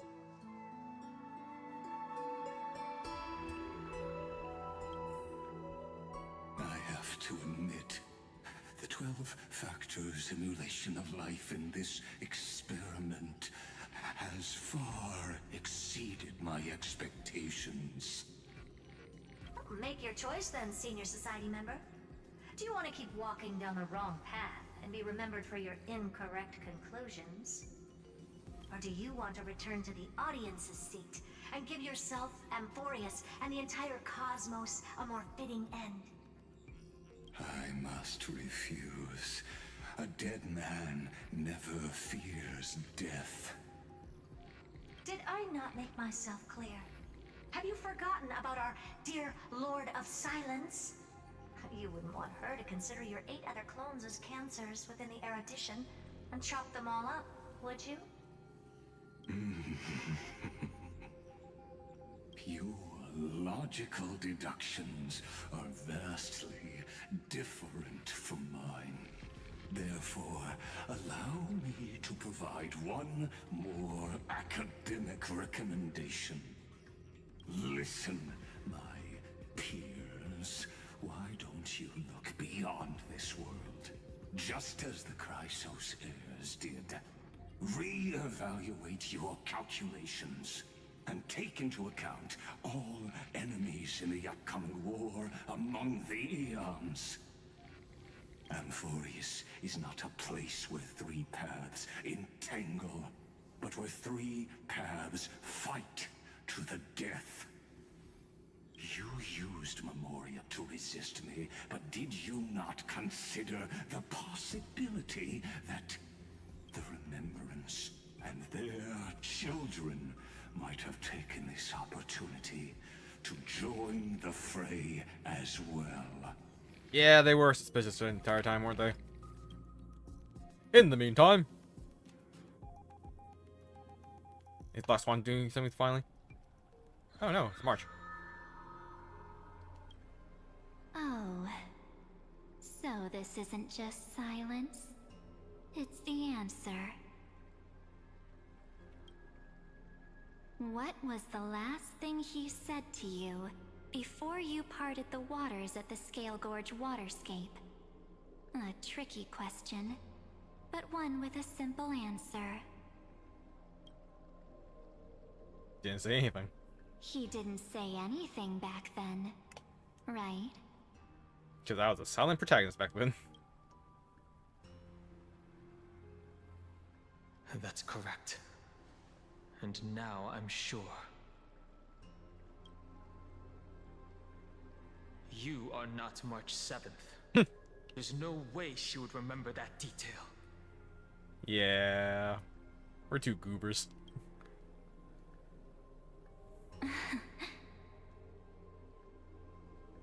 I'll only warn you once. Leave her body. Now. How impulsive. That's not like you at all. Why don't you calm down and think about another possibility? I didn't take over March 7th's body. Rather, it's March 7th who regained my memories. Oh, that cliffhanger! Ugh.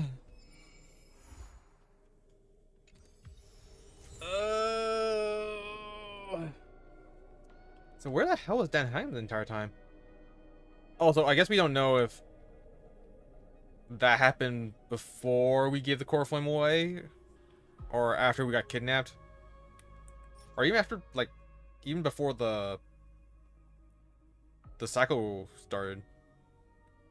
Beneath the bubbles, and the ocean is an inverted sky, like a silk more blue than the night. Frozen tides. In an ocean that knows not the sky or the land, a princess sang a forlorn melody, dreaming of a hero's arrival.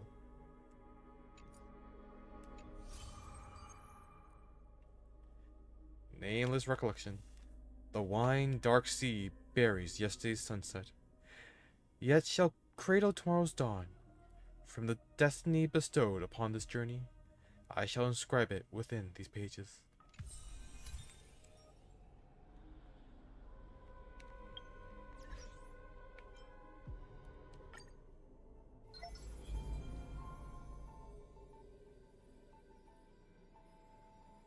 After witnessing Amphorius' adventure, insert one nameless recollection you obtained. Sure, I guess.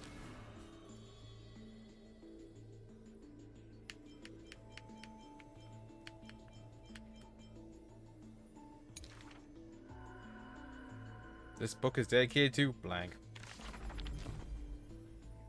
Hey, this changed.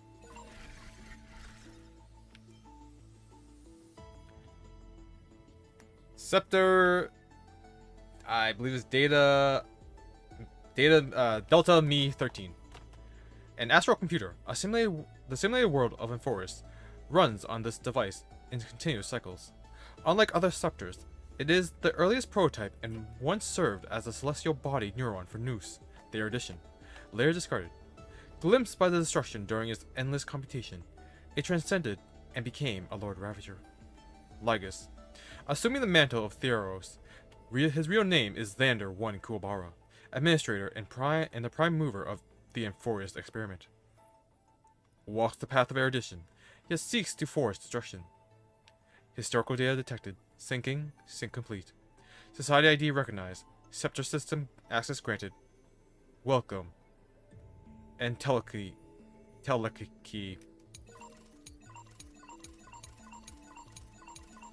Ooh. Let me change. Ultimate Protocol. Delta ME's 13th Autonomous Protocol, whereby experiment processes, administrator commands, and external access are all restricted. To increase the iteration rate, factors have been granted permissions from the internal embedded protocol. The decision logic of specific electrical signals will be converted into protocol content to assist the Scepter in optimizing the experiment structure. Annotation. In the 19,522,113th cycle, to achieve dominance, Namo 3320 utilized the protocol to eliminate other factors from extrapolation. This behavior aligns with the tendency of destruction, and should be marked as the default value for embedded behavior to be applied in subsequent cycles.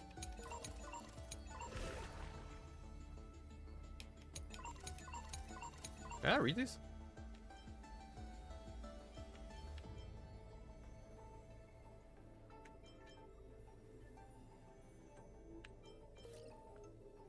Error. No administrator response.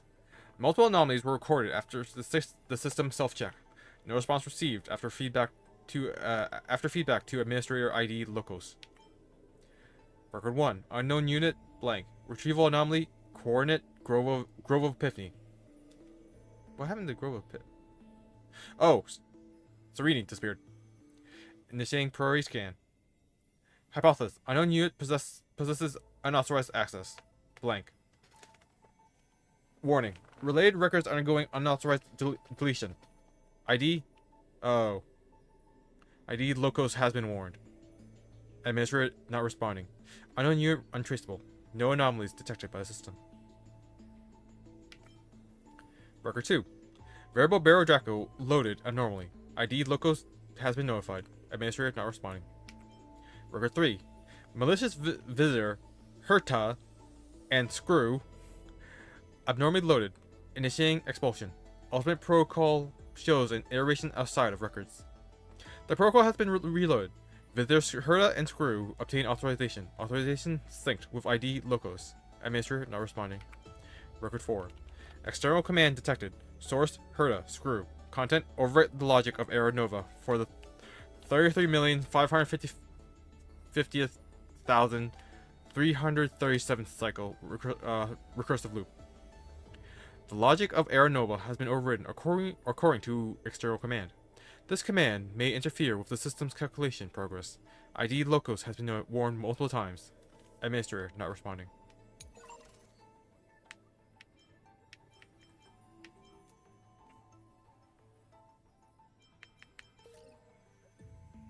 Oh, this is our loop. I'll read this next time because it's actually getting really late. I'm really tired. I'll probably do it when I do my Silver Wolf rolls.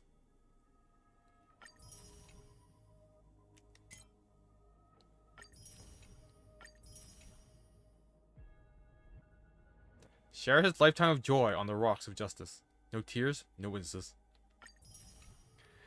Before their death, hear the distant mournful song singing the name of the mother of being, illusion, will, pain.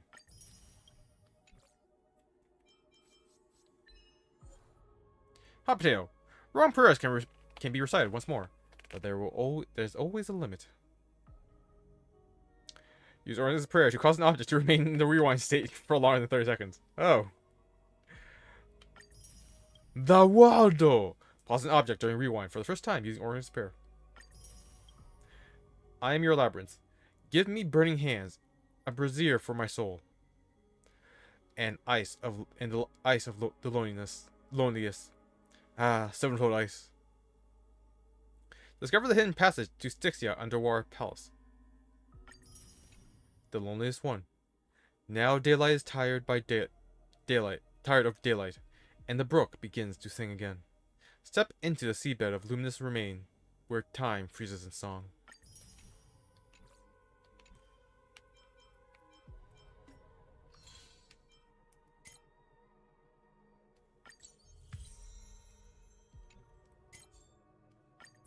Yes, another memory cone shard. I gotta have now. Ooh, I get 2. I really want a maxed out her eyes or she's Orishar eyes, because I have plans for this. My DPS Fushuan. Once I finally get E4 shoot Fushuan and S5 of her light cone.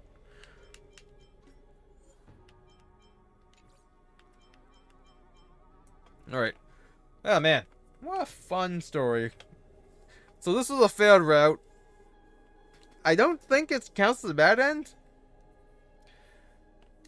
The first half of this was basically set up for the route before we got time skipped by Lygus. So I don't know if the next iteration counts. The next Aeronova counts as another loop. Is this the 58th loop then? Because we just kind of disappeared. And we don't know what's going on with Dan Hung and Marge. Because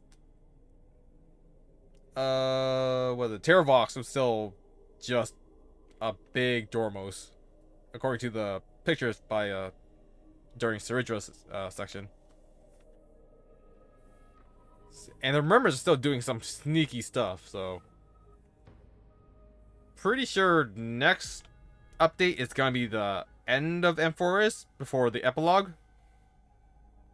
And then after that, we'll be back at Panconi to do their epilogue thing. Which I don't know what that's gonna involve. Is Sunday going back already? He only did one adventure with us. Anyways, we'll see. Until then, thank you everyone who joined me today, and I'll see you all next time. Bye bye!